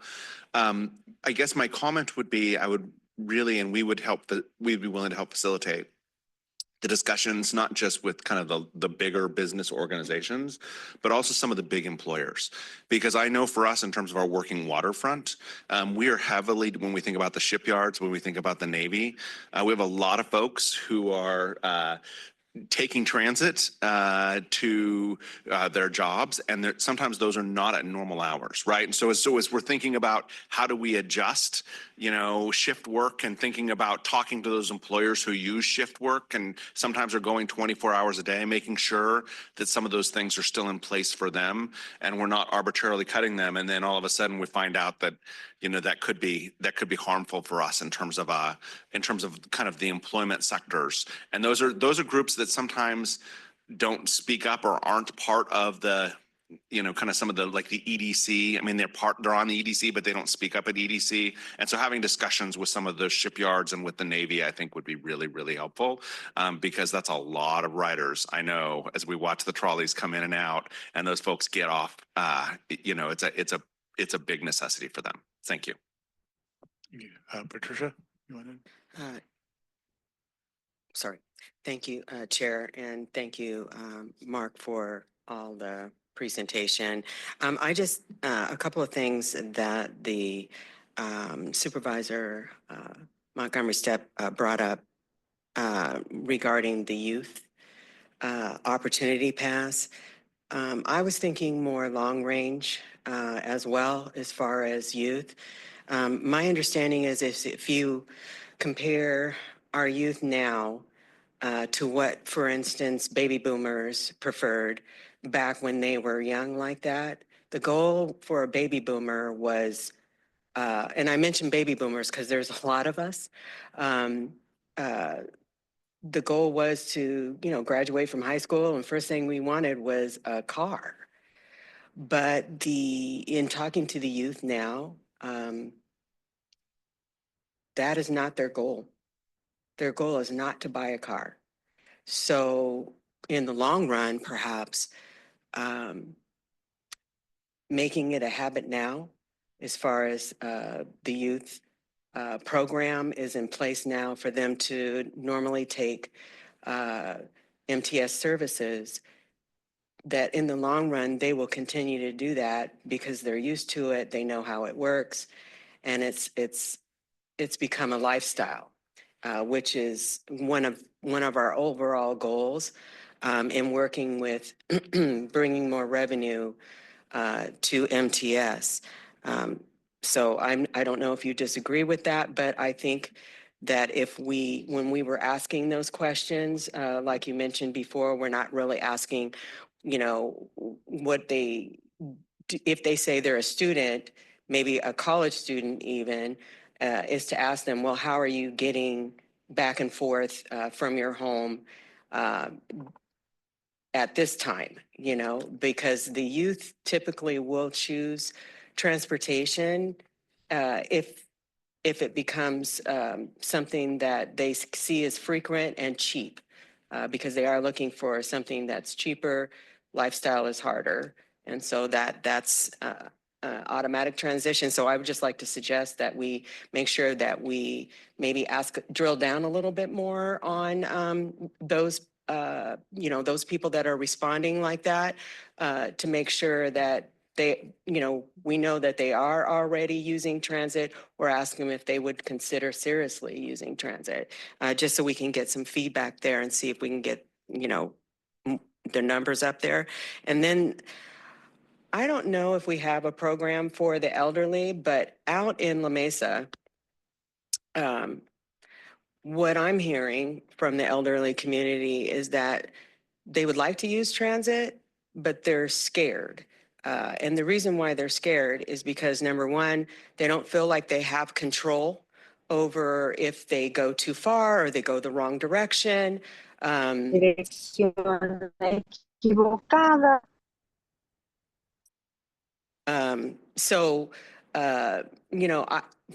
least for my community, I imagine other communities could utilize this as well, is to have a program that, where we have actually people coming on board and just saying, hey, we're going to ride, for a short period of time. We're going to talk about transportation and how to look at it online, because a lot of elderly still have cell phones and are using them, and just making them feel more comfortable that, smaller programs like that can also help with the elderly, because they like to get out into the community as well. But they sometimes feel limited. And if they knew how to use our transit system more easily, that might be a comfort, especially for trolleys, because they're afraid they're going the wrong way, or they'll get on the wrong side of the track, or, and then they can't control where they need to be. They don't understand if they need to transfer, where that might be, so they're big issues to them. Much easier for younger people to figure out when they need to transfer and whatnot, but just a little bit of training programs that are going on in our community to help get our senior citizens on track with MTS. And otherwise, thank you so much for all the feedback. Thank you. Okay, well, thank you. This was a discussion item, so we don't need a vote. We'll go ahead and move on to item number 7. Thank you, Mark. Appreciate the presentation and the time. And then item 7 is coordinated plan update. And it looks like Tim Garrett is scheduled to take this one, and Ruby Morales. As we're opening this item, I just want to set it up as this is an informational, but this is a discussion item similar to the past item. This is to put some findings on the table, but to have the purpose of this transportation committee is to begin the conversation and hear all your inputs from the committee members so we can keep moving forward with this subject. So I want to put it out, very, very bluntly. This is some of the outcomes, some of the findings staff is coming up with, but it's the beginning of a conversation. Great, thank you. Thank you for the introduction, Mario. To this item, I'm Tim Garrett, Associate Regional Planner with SANDAG, and joined here with Ruby Morales, also an Associate Regional Planner. We're here to bring another update. We were last here on April 4th, so a couple months ago. So bringing an update on the coordinated plan. We'll be recapping what the plan is, some background, talk about some findings from our outreach and research, and then present the draft goals and objectives for discussion, as Mario mentioned. So the coordinated plan is a short name for the Coordinated Public Transit Human Services Transportation Plan. And so this plan provides a 5-year blueprint for how SANDAG and partner agencies will provide transit and social services, transportation service throughout the San Diego region, focusing on strategies to address the transportation needs for the region's older adults, people with disabilities, and people with limited means. Completing the plan fulfills various requirements and ensures that funding is available for the providers in our region. Coordinated plan meets a variety of federal, state, and local requirements all in one document. And I'll highlight in the bottom left corner the point about distributing funding through the Specialized Transportation Grant Program. As part of this process, we determine what the goals and strategies will be for that program, and then applicants to that program must be addressing them in order to be eligible for funding. So there's a direct funding connection to this as well. So providing transportation and preparing and implementing the coordinated plan is really a group effort among a bunch of different players. Some of the organizations involved are listed here. SANDAG, as the regional convener, prepares the coordinated plan and monitors performance of different transportation providers. MTS and NCTD are the public agency operators of fixed route transit that includes buses and trains and trolleys, as well as paratransit, which is the supplemental service for people who are not able to use fixed route transit. The Consolidated Transportation Services Agency, I'll be referring to it as the CTSA throughout the rest of the presentation. That organization in our region is called FACT. They provide coordination and referrals to other transportation providers. Some of those specialized transportation providers are also part of the process. There are a variety of organizations that are often using shuttles or vans to provide transportation with eligibility limited, in many cases, to older adults, people with disabilities, and people with low incomes, depending on the mission of that organization. And then we also have listed here the County of San Diego, which through its Aging and Independent Services Department provides a variety of services not limited to transportation for older adults and people with disabilities. And so we noted in the last presentation to TC that we'll be doing CTSA research and review. And so as part of this, we looked at the roles and responsibilities of many CTSAs across the state. This is a state designation that was created through legislation in 1979, the Social Services Transportation Improvement Act. And that act stated that CTSAs were intended to improve social service transportation service delivery and cost effectiveness, eliminate gaps and redundancies in service, and remove operational barriers by coordinating specialized transportation services available within a region. So through our research, interviews with staff at regional transportation planning agencies, we found that priorities for the CTSA, as well as the responsibilities, really varied from one region to the next. There isn't one standard set of activities that all CTSAs do. But some of the best practices that we identified include clearly defined coordination activities, such as training drivers and purchasing and maintaining vehicles on behalf of multiple providers, having performance measures such as the net impact on administrative overhead for participating providers and the number of rides given by transportation providers via referrals from the CTSA, limited term contracts such as 4 to 5 years in length, adequate and reliable funding to accomplish all of these things in their scope of work, providing referrals to effective and cost-efficient service providers, and being responsive to local needs identified by transportation providers and riders. We also heard that there's value in separating the coordination function from providing transportation. While there are some CTSAs across the state that provide transportation themselves, this is generally in less populated areas where there are fewer other providers and thus there's less duplication of services. So with a situation that we have here, where we have a CTSA that does both coordination and transportation, when there are other transportation providers available, is somewhat unique and not necessarily conducive to optimizing both of those important functions. I'll turn it over to Ruby to talk about the outreach we did. Thanks, Tim. So I'll quickly go over our outreach strategy. For the coordinated plan for our outreach, we had 3 focus groups. So we had one of specialized writers and we had 2 writer focus groups. We also had a scientific survey. This survey effort lasted a month and it focused on transportation behavior.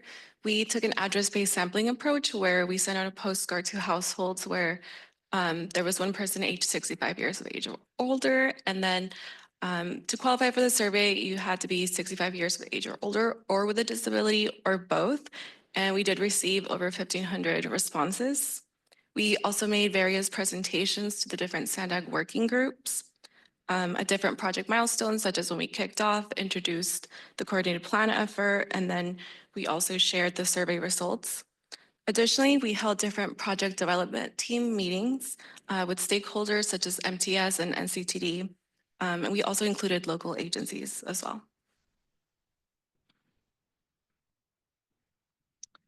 So from our outreach efforts, we were able to identify needs and service gaps. From the survey and focus groups, we learned that respondents were not aware of the transportation options that are available to them, even though they're very familiar with technology and using online search tools. We also identified that different public agencies have similar responsibilities, such as assessing the needs of older adults and people with disabilities. We determined that data collection efforts currently conducted independently could benefit from collaboration.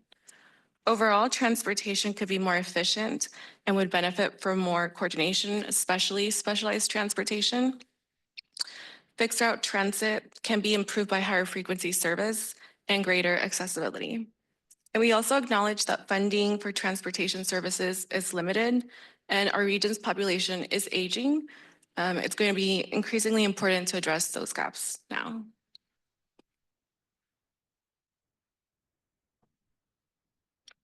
The outreach that was done and the input received allowed us to identify needs. To address those needs, we developed 5 main goals with strategies to meet those goals.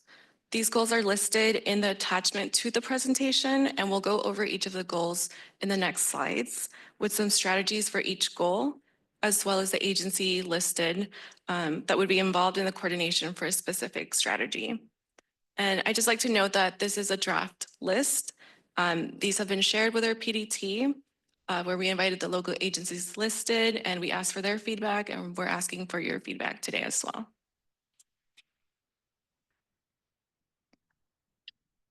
So our first goal is to have clear, understandable, and readily available information about transportation options from transportation providers, coordinators, and public agencies. A strategy to meet that goal includes collaborating with other agencies on information regarding transit, paratransit, specialized transportation, and eligibility. This includes collaborating on rider guides and other resources. We recommend that these resources are available across the different agency websites. Another strategy is to provide information in accessible formats. From the focus groups, we heard that respondents would like to receive information via physical mail.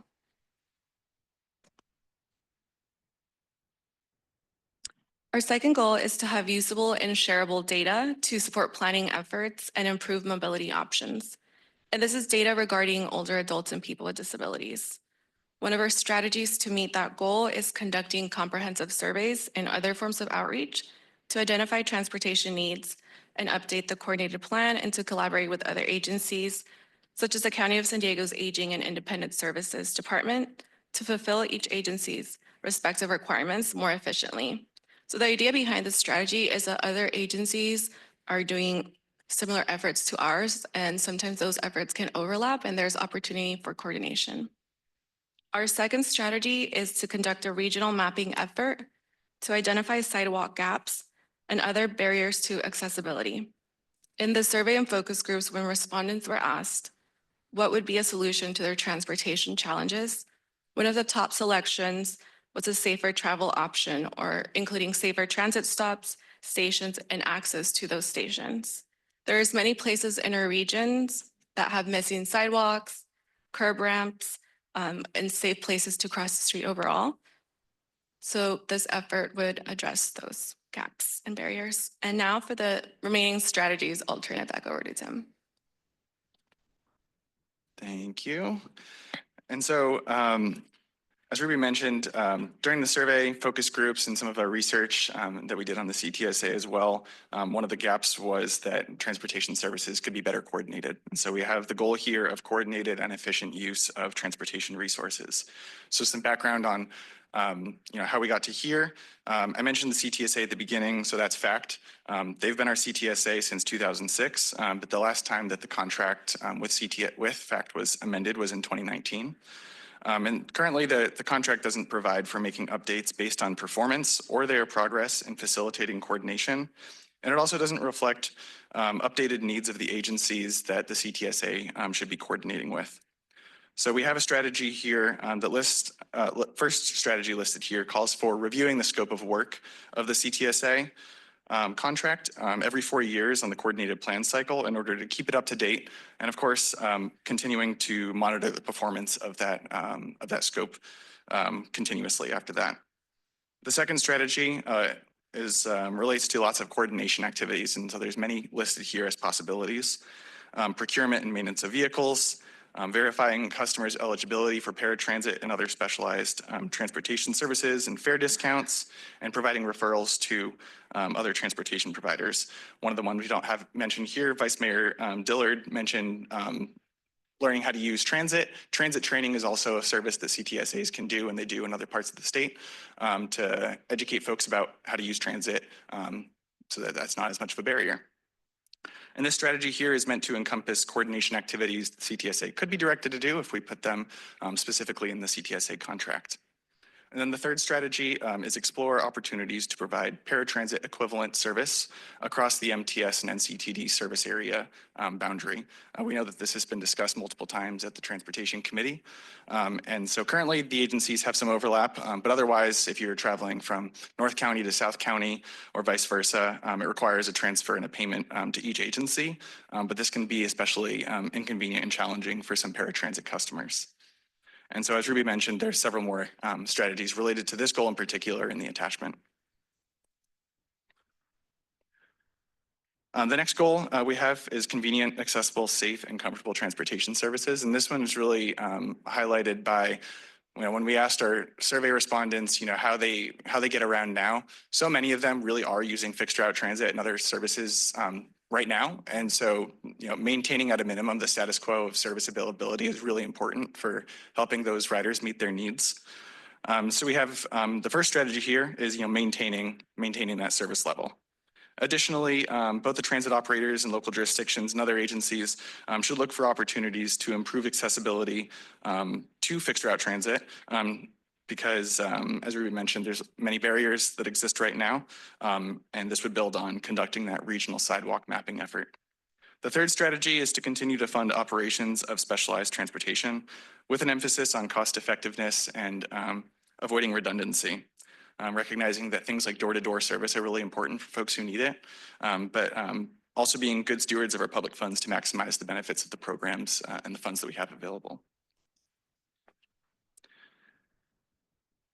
And then one final goal here, this dates back to in our focus groups, we found that the availability of different transportation service programs when they're available and then they're not available the next cycle of funding, that makes it really difficult for riders to know what's available to them, and it is also it's unstable for those agencies going from one cycle to the next. And so the goal is to provide financial and operational stability for those transportation providers. Since we've the first strategy with this focuses on the CTSA, and since we have recommended additional responsibilities for the CTSA, or at least the framework for it, we recommend allocating more funding directly to the CTSA on a regular basis to allow it to better coordinate transportation among those various providers, as long as that's tied to effective performance. The second recommendation is for SANDAG and the transit operators to continue to seek additional funding for transportation in general, but especially fixed route transit, since we know that's very important. And then the third recommendation here is that future proposed funding measures include dedicated funding for specialized transportation. Transnet did this with the Senior Mini Grant Program, and it's an essential component of our specialized transportation grant program. And so we would like to see that replicated in some form. And so in summary, these were the draft goals and strategies. Happy to incorporate feedback from what we hear today from the Transportation Committee. We'll also be bringing this to the STAC next month. We presented this to the PDT last week, and so we're still definitely in the information collecting stage, and happy to update these as needed.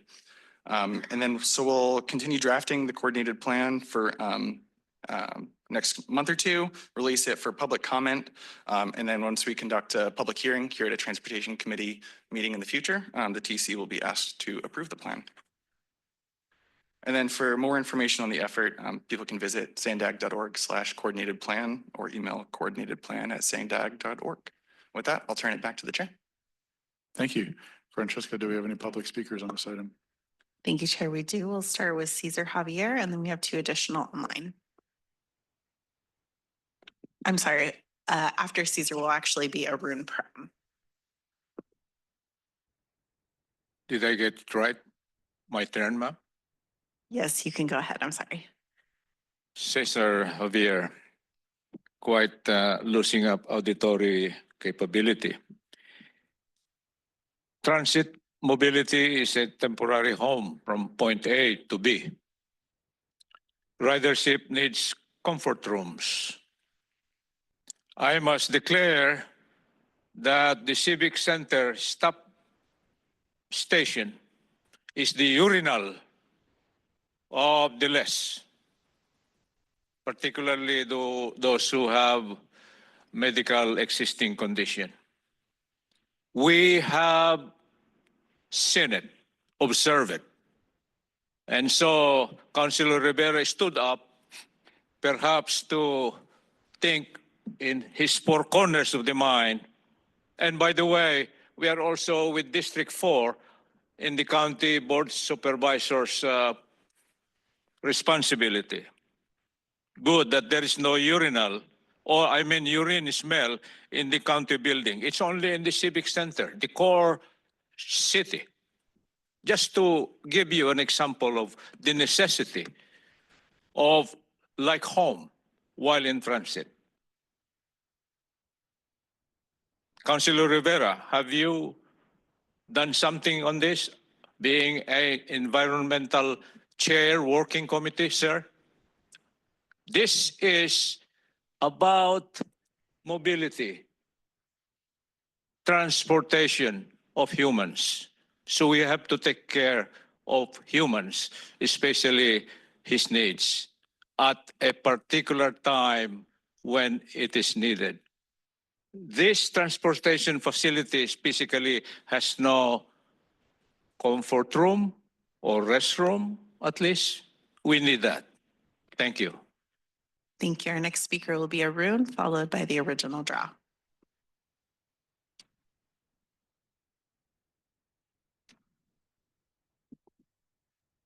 Morning, everybody. I appreciate the recommendations that SANDAG presented today to support better coordination, better specialized transportation services through the update of the coordinated plan. I just want to call this plan the Transit Paratransit Coordinated Plan, which is really what the full name of the plan is. And the intent from the authorizing legislation was to encourage local jurisdictions to have real coordination between transit and paratransit through the implementation of grant programs.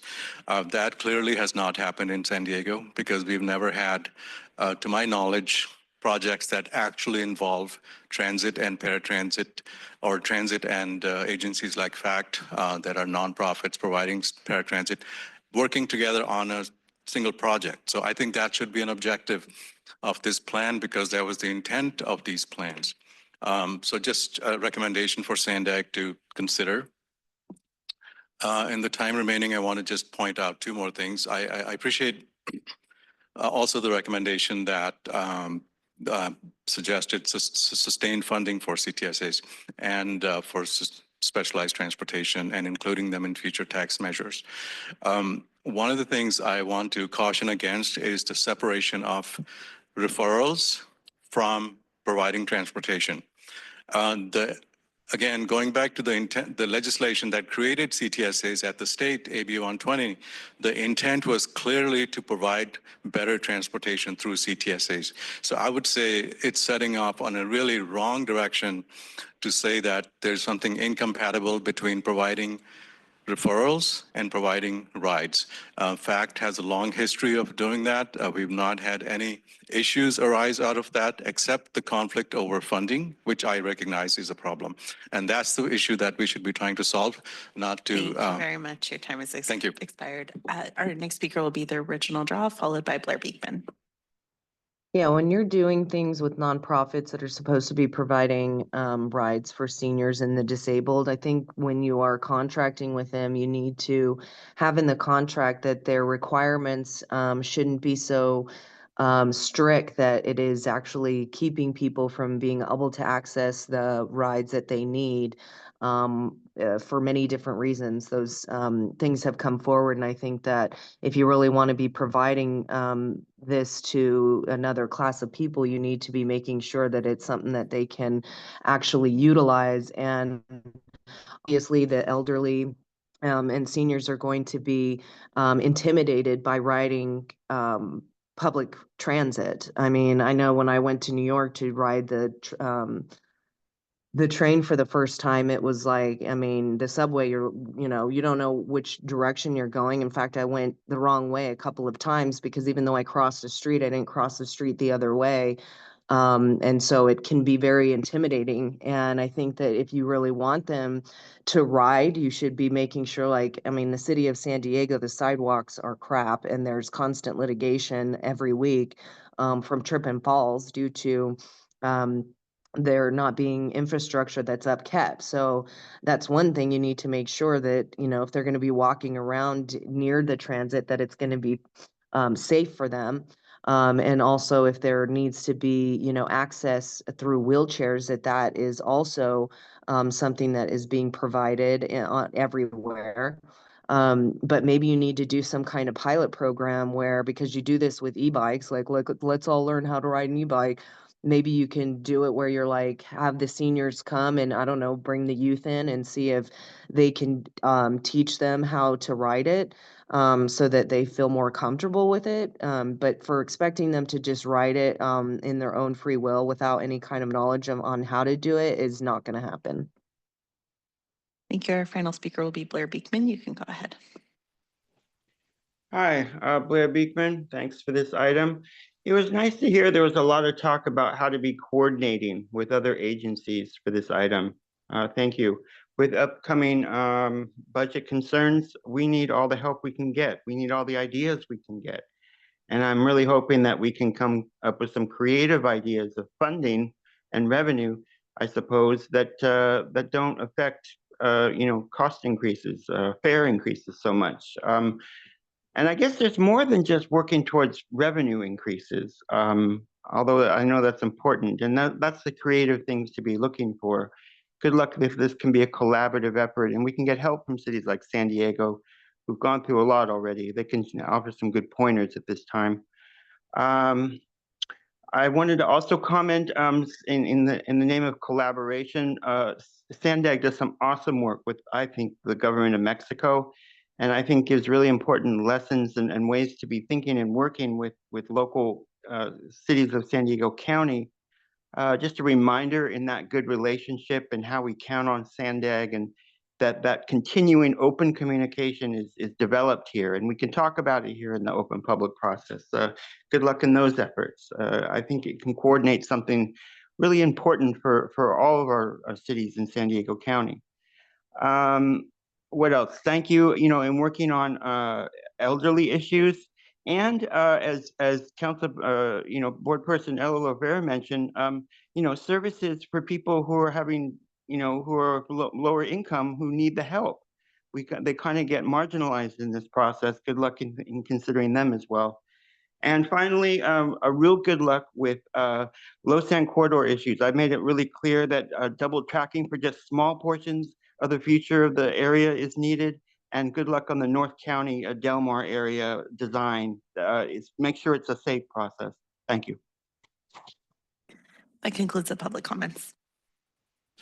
Thank you. Do I have any committee members, board members that would like to make a comment? Mayor Duncan. Thank you. So maybe as our CEO, if we do ultimately, implement all these draft strategies and recommendations, what actually changes? Because I look at these and many of them I agree with them. I'd love to have the sidewalks fixed, but a lot of these seem like unfunded sort of generalization, aspirational goals. So like, what are we hoping to actually get out of these recommendations? I agree. Some of them are unfunded, and there's recommendations for if there's a future measure that we include specialized transportation in that. Some of these recommendations, though, are an effort to help save money and be more efficient with our resources. So, for example, if referrals are going to the lowest cost provider who can provide that service, then that frees up more money to be able to provide more rides. So that's not happening now? Not. Okay. Do you have like examples you could share with us? Do you guys want to share any examples of what you found in the research about referrals going to like paratransit, which is the most expensive? Sure. Yeah. So we've taken a look at the cost per one-way trip provided by different types of services, and so fixed route in many cases is one of the most effective, most cost-effective ways of moving people. Some of our specialized transportation providers, and that includes the CTSA as well, the ride fact service that they operate, are kind of in the middle, and then paratransit is one of the most expensive. And so one of the ways that the CTSA can be effective is by referring people who are looking for transportation to the lowest cost one. And we know that just based on the number of referrals that FACT is providing to different agencies, and we get that information reported to us, that it's not always going to the lowest cost provider. And so recognize that there's opportunities to improve that. Well, I mean, I certainly recognize the concept that was shared earlier. I guess what I'm, interested in, for instance, when you say, fixed route is less expensive. Okay. But we had other discussions about door-to-door paratransit. So are you saying there's some people using the paratransit who don't need that, who live next to a bus stop, they could get on a fixed route and they shouldn't be calling for the specialized transportation? Or there's other specialized transportation providers besides paratransit. So a lot of the folks that we give grants to, the nonprofit organizations provide those services at a lower cost than paratransit, for example. Okay. Could I? I was using paratransit as sort of, that's the name of a specific provider? Because I was using it as the concept of people who need that type of transportation, like the vans that are provided. Go ahead.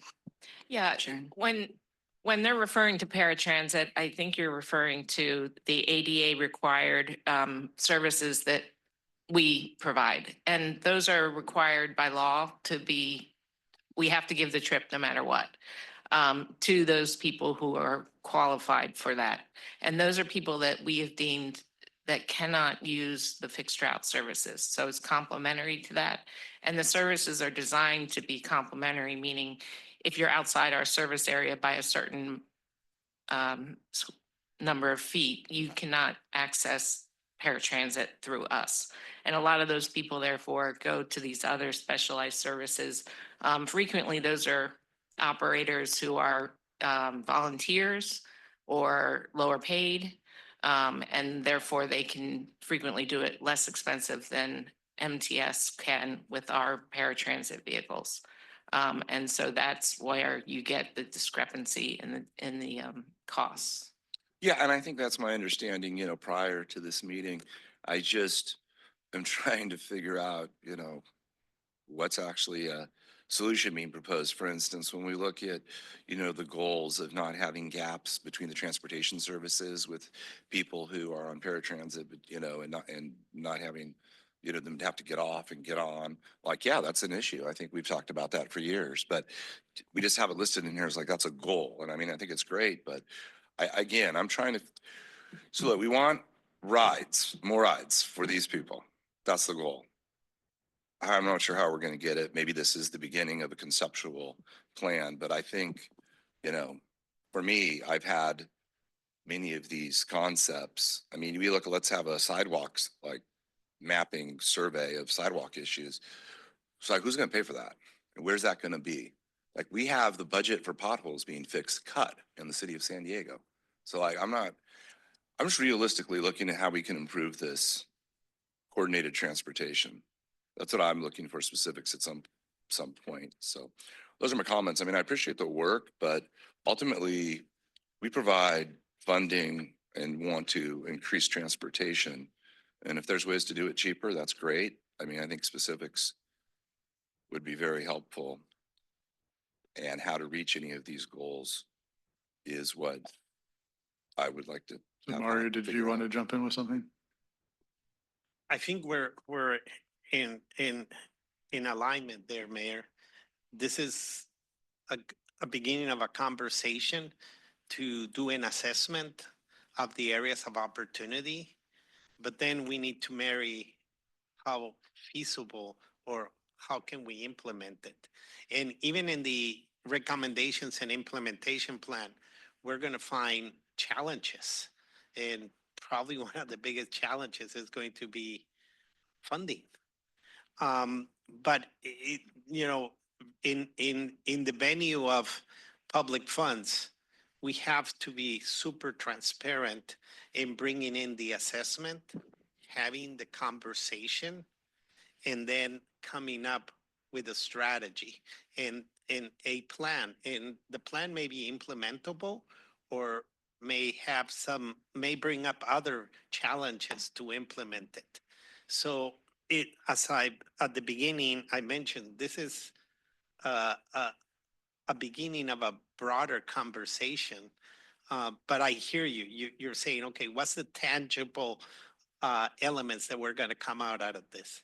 And it's through these conversations that would allow us to do the assessments of what's achievable, the low-hanging fruit, and what we need to work in a longer-term manner. Yeah, and I appreciate that. I mean, I think that was my original question to you, right? Was what do we hope to get out of this and what happens next to achieve these goals? And, I mean, you look at like we have a goal of, hey, let's maintain vehicles to ensure access to opportunities. I mean, nobody's against that. What are we doing? And that the how is how we're going to get to it. Yeah, thanks. Thank you, Mayor Duncan. Any other comments? Yes, go ahead. I guess Ms. maybe Weissman. a process question. I apologize if it was covered, but to me, like these are draft strategies, those will get adopted. And then what is the sort of timeline and process for developing the action steps, maybe getting to his point, to address them where we get into more of those specifics? Yeah, the plan itself will have sort of near-term and longer-term actions. So when we can bring back the draft plan, you'll see those kind of phase things. But the goal is to really identify the gaps. We're not going to have funding to address all of those gaps, but there's definitely some low-hanging fruit things that we can do in the near term better marketing and outreach coordinated across all of the entities that are already doing it.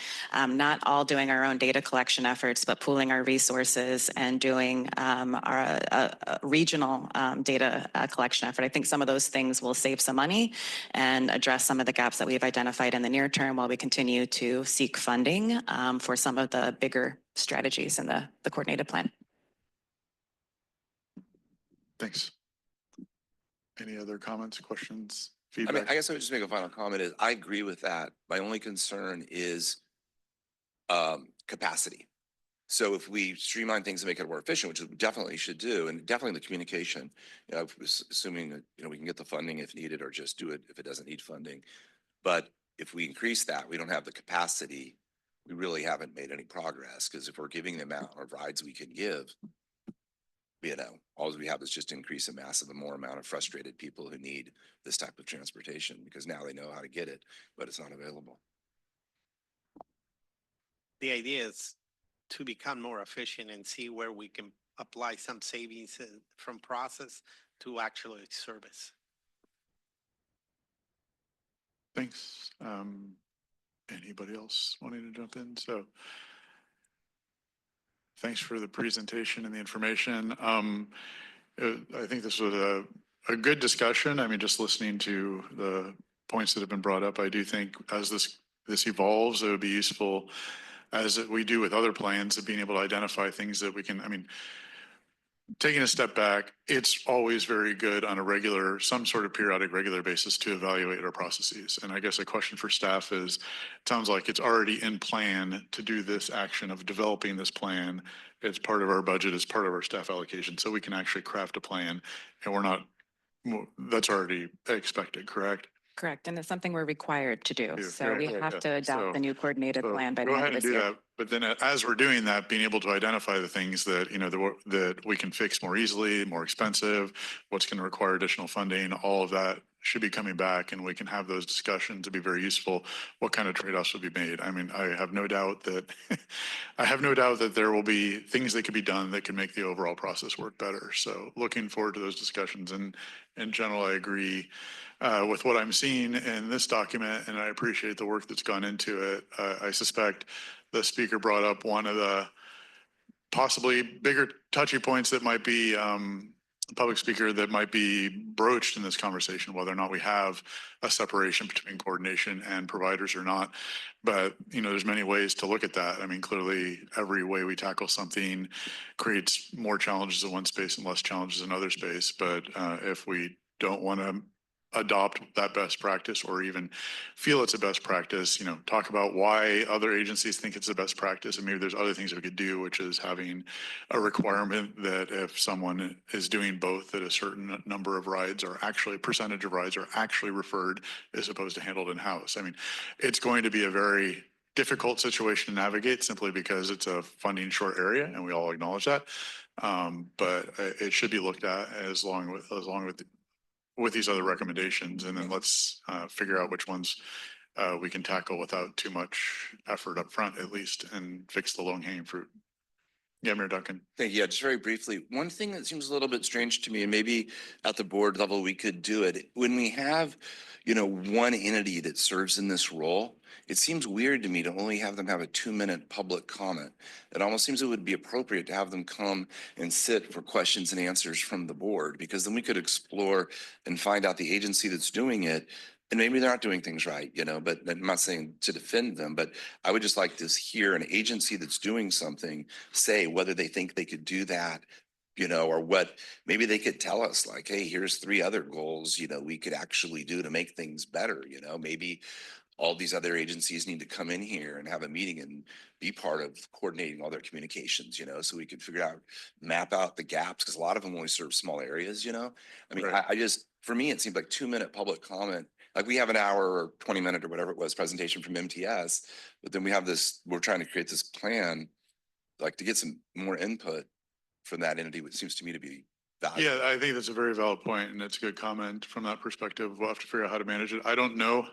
It's funny. I mean, I haven't seen this done at SANDAG. I'm guessing at your agency, like in Solana Beach, we do have the ability to ask the chair to bring a public commenter back up and ask them questions, right? So That's what I was saying. So I'd certainly be happy to entertain that in the future if we want to do something like that at this meeting. If we want to try to get more information out of a public comment or just ask me, we can bring them up and they can ask questions, answer questions directly as well, because that's the purpose of having these types of forums. Okay, thanks. Seeing no other comments up, again, thanks for the information. Appreciate it. Looking forward to the next evolution of this particular effort. That does bring us to the end of our agenda. The next Transportation Committee meeting is scheduled for Friday, July 18th at 20:25 p.m. 2025. I will note it at 9 a.m. I will note that it looks at this point, one, we do have the regional transportation plan item on the agenda, and it's not the only thing on the agenda, and it looks like a pretty full agenda. So I would encourage people to try to arrive on time so we can get started on time, and maybe reserve a little bit of time even on the back end, because I expect we'll probably be taking the whole meeting time, that one, given the topics that we were bringing forward. But anyway, thanks everybody. Have a great weekend and a great July 4th holiday. We're adjourned.